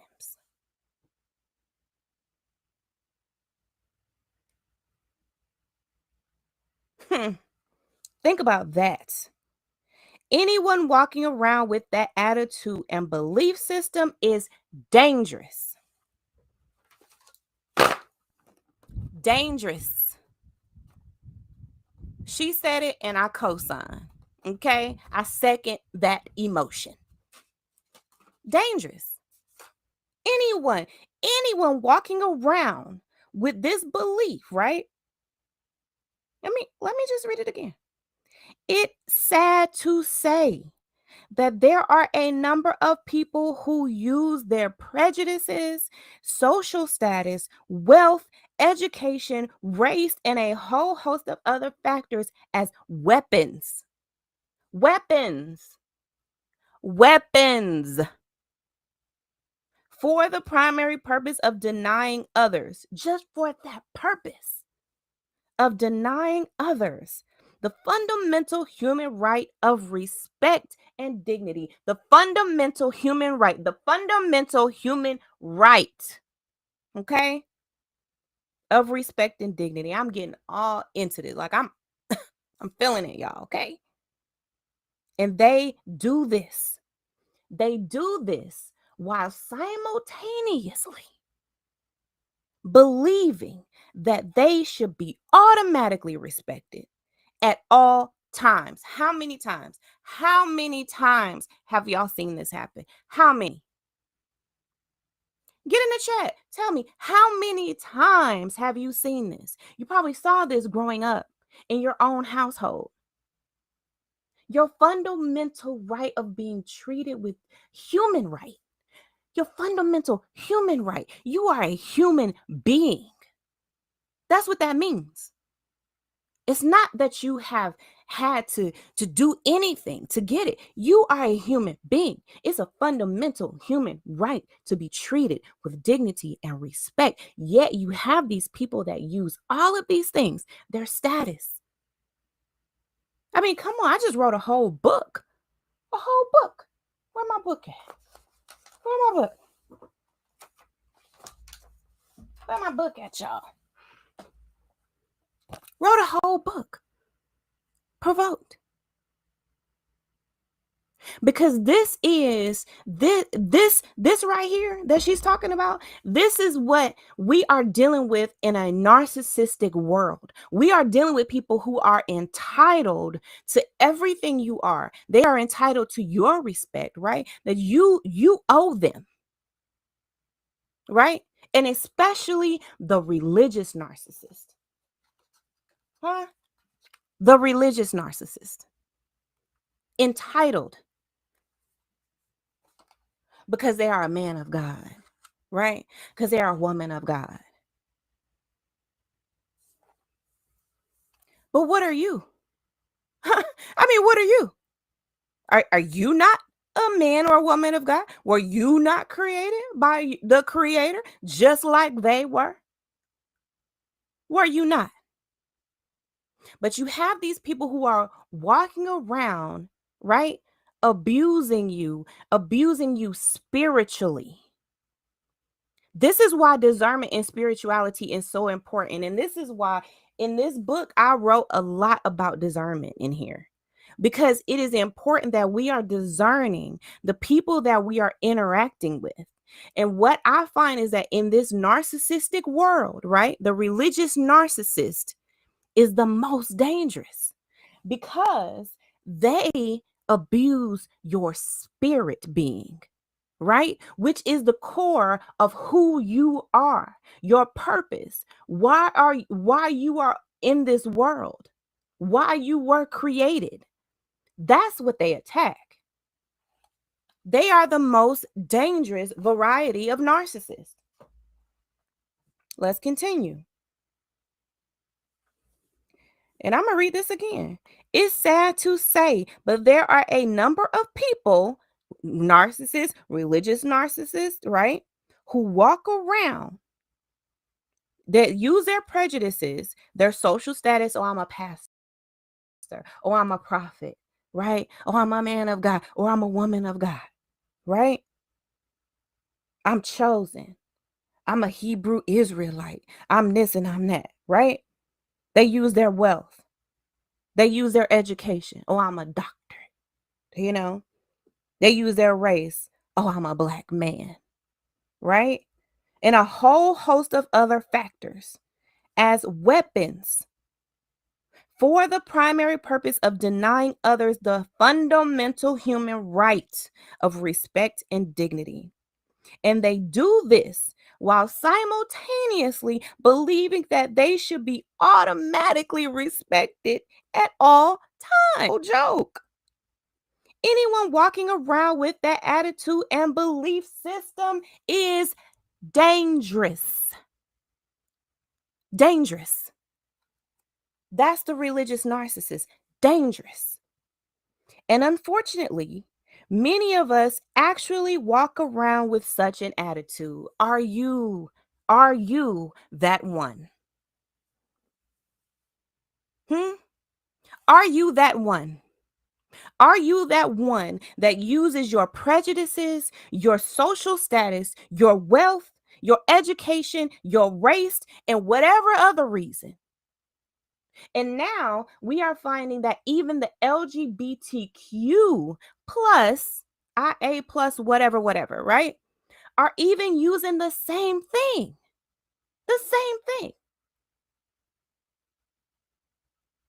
To deny others of their fundamental human right of respect and dignity. Are you that one? Ask yourself. Because guess what? If you are the one walking around with that attitude and belief system, you are dangerous. And unfortunately, many of us actually walk around with such an attitude. Now, here is the most interesting part of all of this. If we all followed the golden rule, this problem of lack of respect, along with the conflicts it creates, would be eliminated. Eliminated. If we simply treated each other with dignity and respect. And I say simply because really, how hard is it? Really? How hard is it? Again, the golden rule is rather simple. See, she says the same thing. She says the same thing. The golden rule is rather simple. I respect you and you respect me. That's not hard at all.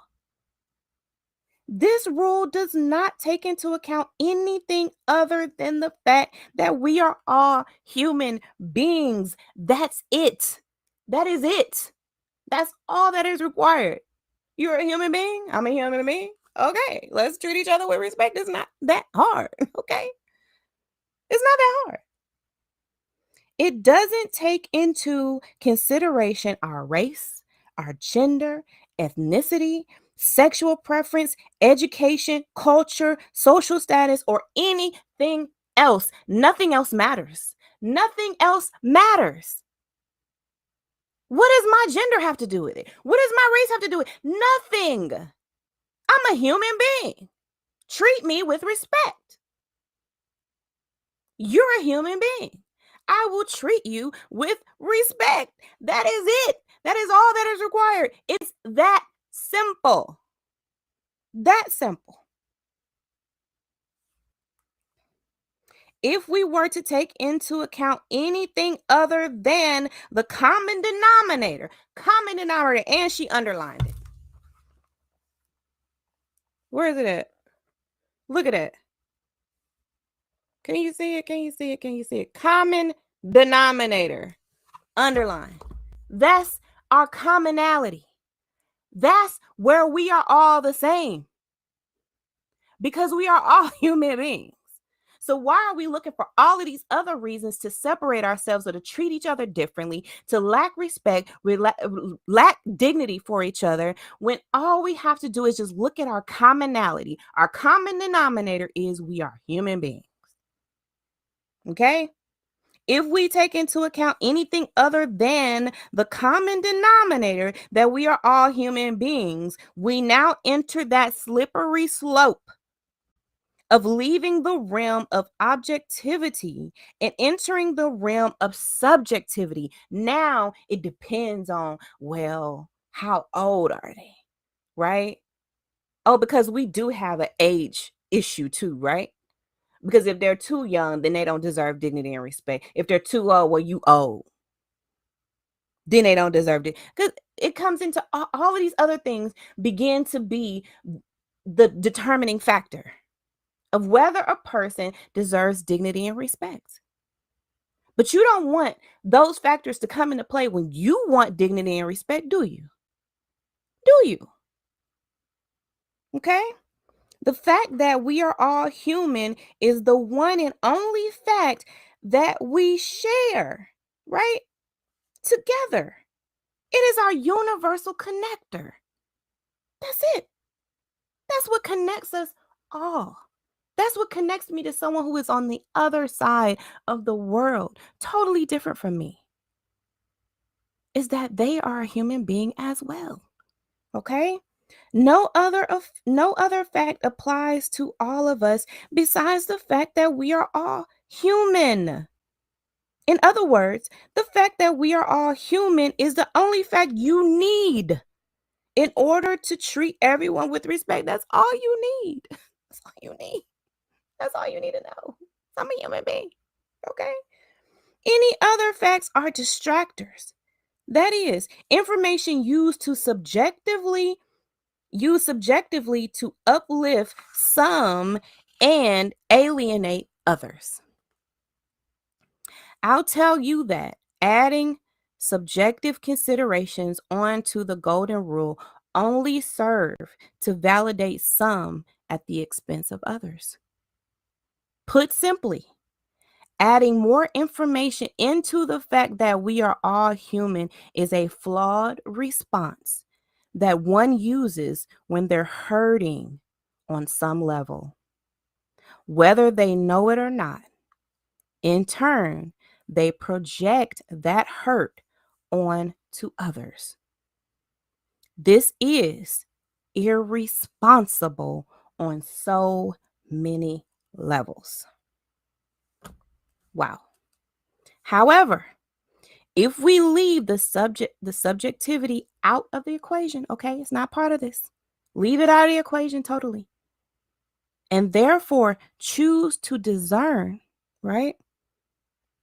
We use the golden rule to take into account the only two relevant pieces of information that make up this rule, which is the following. We are all human, and all human life should be treated with respect and dignity. That's all, folks. That's what she said. That's all.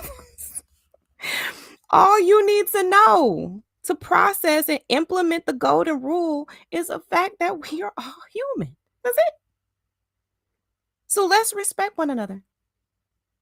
Some of us fail to understand that giving another human being respect should be done so without any strings attached, especially strings that are attached due to a perceived social status used to prejudice and condemn another's life.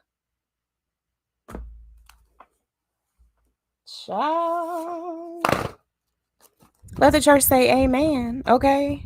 Let the church say amen. Put amen in the chat, honey, okay? Do you understand how we could change the world just by simply following this rule in our daily lives? God, I could just imagine just this simple rule. How would our world change, y'all? Like, seriously. And I don't think this is like a pipe dream. I mean, granted, right? We're thinking about things on a spiritual level, then we know that there are demonic influences out there, right? That thrive on, right? And it's their job to create this confusion and all of this chaos, right? But if we think about how many of us are out there that will totally do this, right? Like, totally, I totally respect you. And you don't have to do anything for me to respect you. You don't have to give me anything in return, right? My respect for you is just innate. It's just gonna happen. Because I believe this. Like this is really just who I am. Right? Right? And there are a lot of us who is just like, this is just who we are. We don't have to have a rule to tell us this. We don't have to. It's just like, everybody deserves respect. Like, this is like, you know? But just think about, even if this didn't come natural to a person, if they just heard this and they were like, yeah, I mean, it's not that hard. I mean, yeah, everybody is a human being. You know, I want respect, so let me just give respect. I mean, it's really not that hard.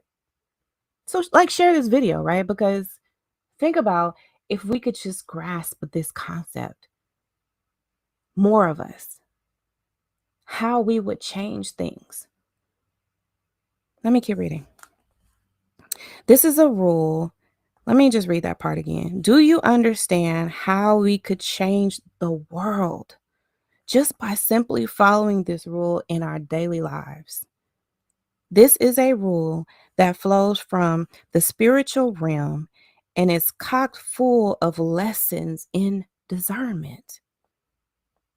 But for some people, including those who are in positions of authority and power, this rule will never be incorporated into their daily lives because it is not part of their belief system. Once again,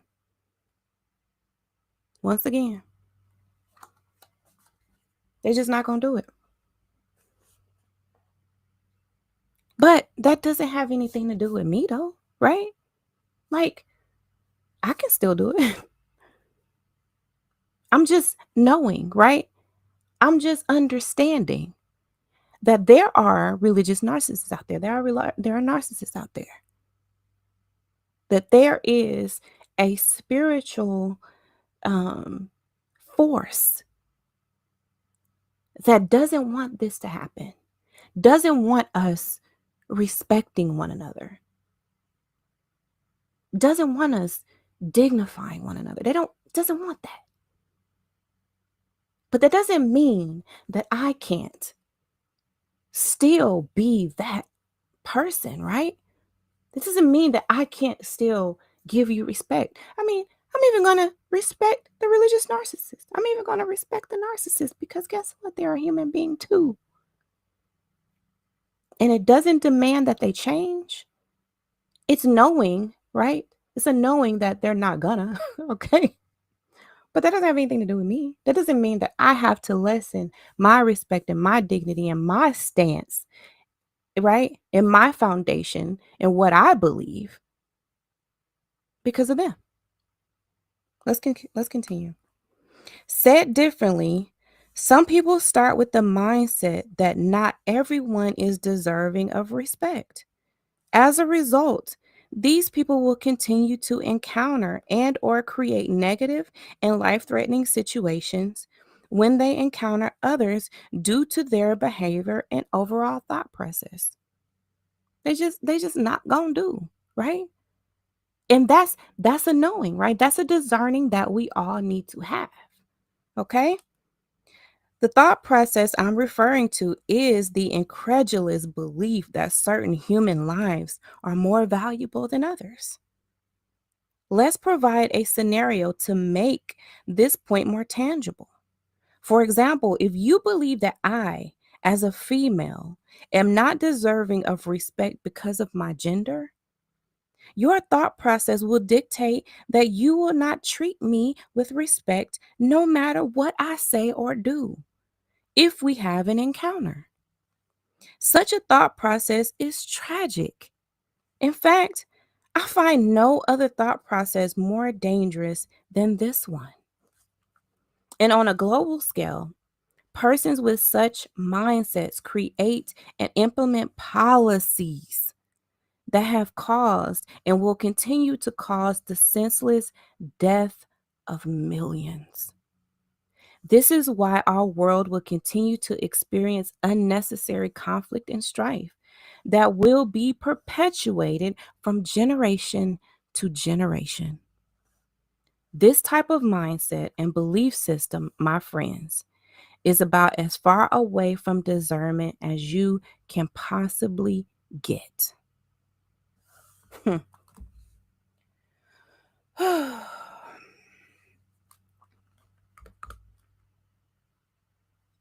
Think about it.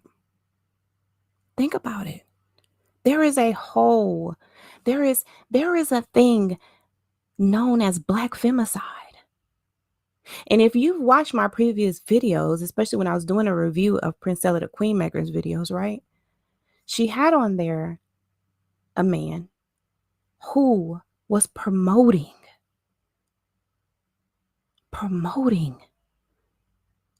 the killing of black women. Just think about that, y'all. Like really think about that.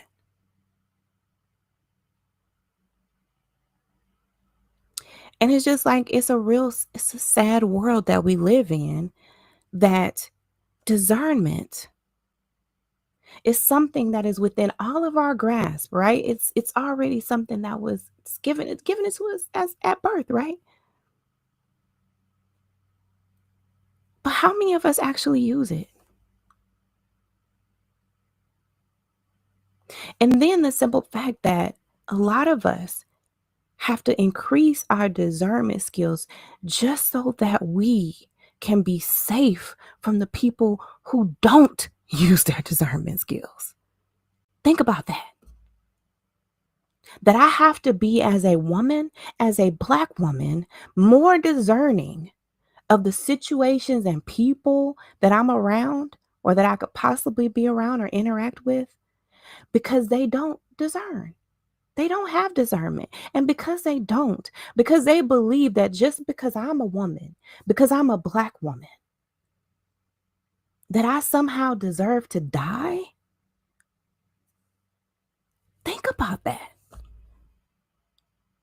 Discernment, you guys, is you can't afford to live in this world today without it. You can't. You simply can't. You simply cannot.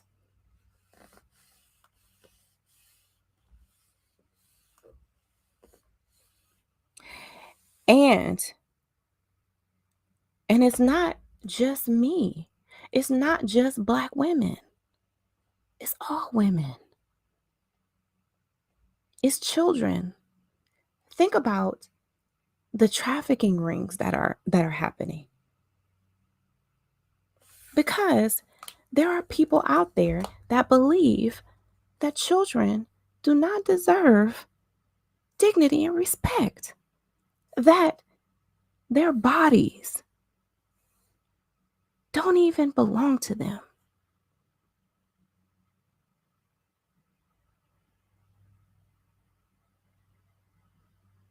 Y'all, like, what in the world? And the fact of the matter is, y'all, and I'm going to keep on saying this till I'm blue in the doggone face, and I'm a black woman, so y'all know I ain't finna get blue. Okay? So I'm going to keep on saying it. You cannot live in this world today without discernment. You must activate this gift that you were already given. You already have it. You already have it. And you have to practice it. You have to put this into action in everyday situations. I am a discernment and relationship coach. Okay. And there is no more, discernment is most important in relationships, in our interactions with other people. Because guess what? A person who is not discerning, a person who does not believe in this golden rule that every human being deserves dignity and respect, what did R.L. Mako say? They are dangerous. They are dangerous because they simply do not respect you. You are simply an object to be used and abused and discarded at their will. And that is not what you were created for. That is not why you were created. And I don't care who you believe in, whether you believe in God, whether you believe in Jesus, or whether you don't, whether you have some other creator, it doesn't matter. It doesn't matter. Whoever, whatever created you, you are deserving of dignity and respect. Period. There is no other qualifications that you need to have. None. You cannot afford to live in this world without discernment. Period. So I hope that as we progress in this series of discernment, that you are taking this seriously. This is a life-saving skill. Do you hear me? This is a life-saving skill that you simply cannot afford to live without. You simply will not live without it. You won't. If you are not discerning, you will be taken out of here. If you are not making better decisions about the situations and the people that you are around and you interact with, there are people dying every day because they do not discern. Okay? So, this is where we're going to end today. We are still on chapter 2. And chapter 2 was discernment and spirituality. So we are about halfway through that chapter. And so when we get back, the next part that we're going to start is the key to upholding the golden rule. Okay, the key to upholding the golden rule. The key to upholding the golden rule. And if you are a woman who is watching, share this with men. If you are a man watching this video, share this video with women. Share this video with somebody. Okay? Because if we can just spread this message of the golden rule, think about how much better our world would be. Let me read it again. Do you understand how we could change the world just by simply following this rule, the golden rule, in our daily lives? Okay? I love you guys. Remember, you are important to me. I need you to survive. And this is true, you guys. And you survive and you thrive when you have discernment, when you use discernment. Okay? So go ahead and like the video, share the video, and remember, you guys, I have an ebook out that's called The Religious Narcissist Decoded, and it is discernment.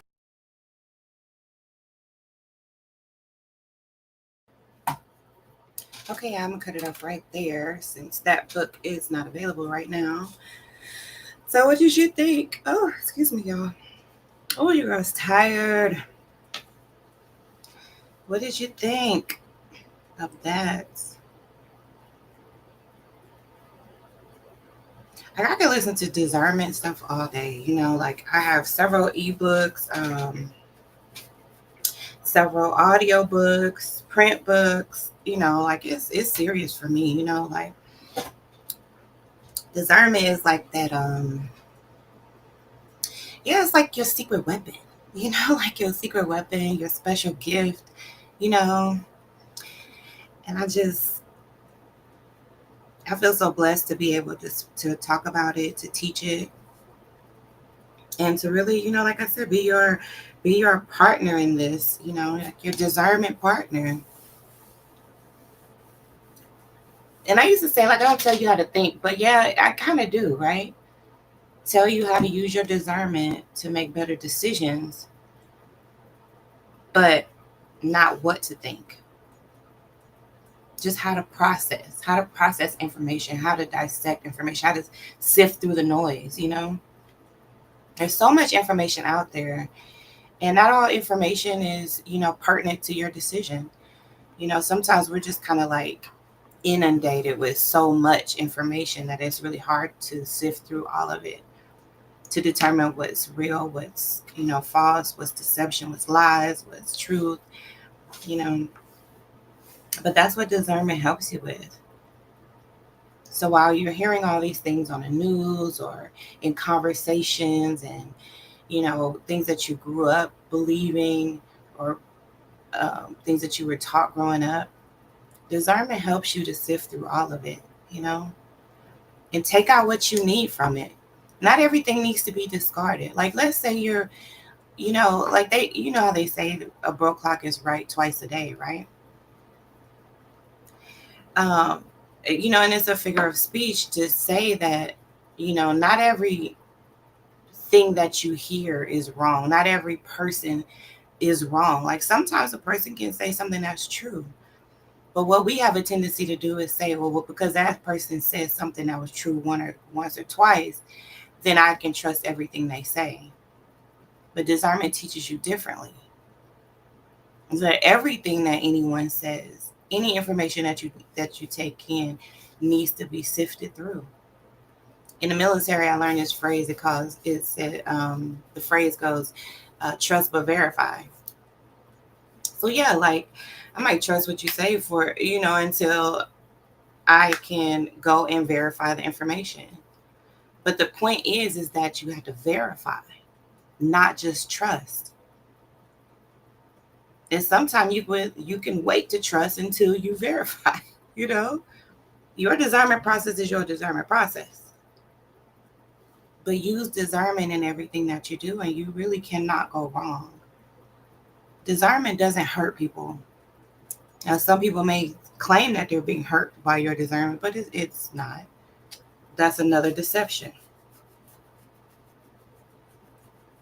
When you really look into it and you're trying to make the best decision, you have people trying to rush you to make a decision, to make the decision that they want you to make. They try to manipulate you, deceive you, lie to you. And discernment, when you really just own it, then you're just like, nope, I'm gonna let my discernment process play out first before I make a decision. And who can argue with that? And if they do argue with that, then you already know something, right? Like you already know, like, no. Because if this was a good idea, then you would allow me to do my process of making sure that it's a good idea, that it's a good move for me, that this is a good relationship for me, that this is a good way to spend my money, that this is a good place for me to go to. Use discernment in every area of your life. So I'm gonna let y'all go. I have just a few more parts of this that I want to work on, but I'm not gonna be. Let me see. Let me see where we are in the video process. Okay, we did discernment spirituality just now. Oh, so we got another discernment and spirituality, and this one's talking about the upholding the golden rule, y'all.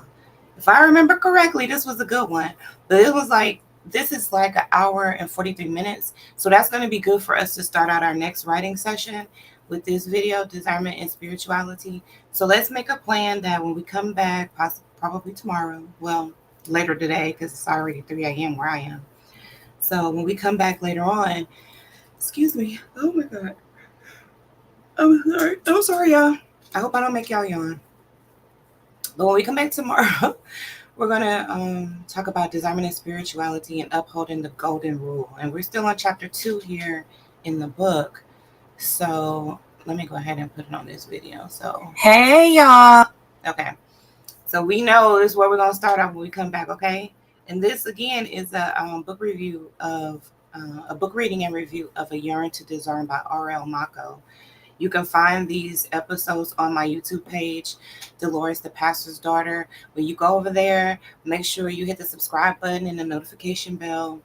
I told you guys that I am doing a rebranding, but all of these videos will still be available to you on that page. So make sure that you go ahead and subscribe, and you can peruse like all the videos that I have. I have podcast playlists, video playlists, and all that good stuff over there on Delores, the Pastor's Daughter YouTube page. So yeah, I will see you guys in the next one. And again, in the chat, let me know what you're working on. Let me know what you're creating so that I can be your accountability partner, send you some great creative energy, and just know that your girl is here for you, okay? And that you are important to me. I need you to survive. Okay, y'all. Love you. Bye-bye for now.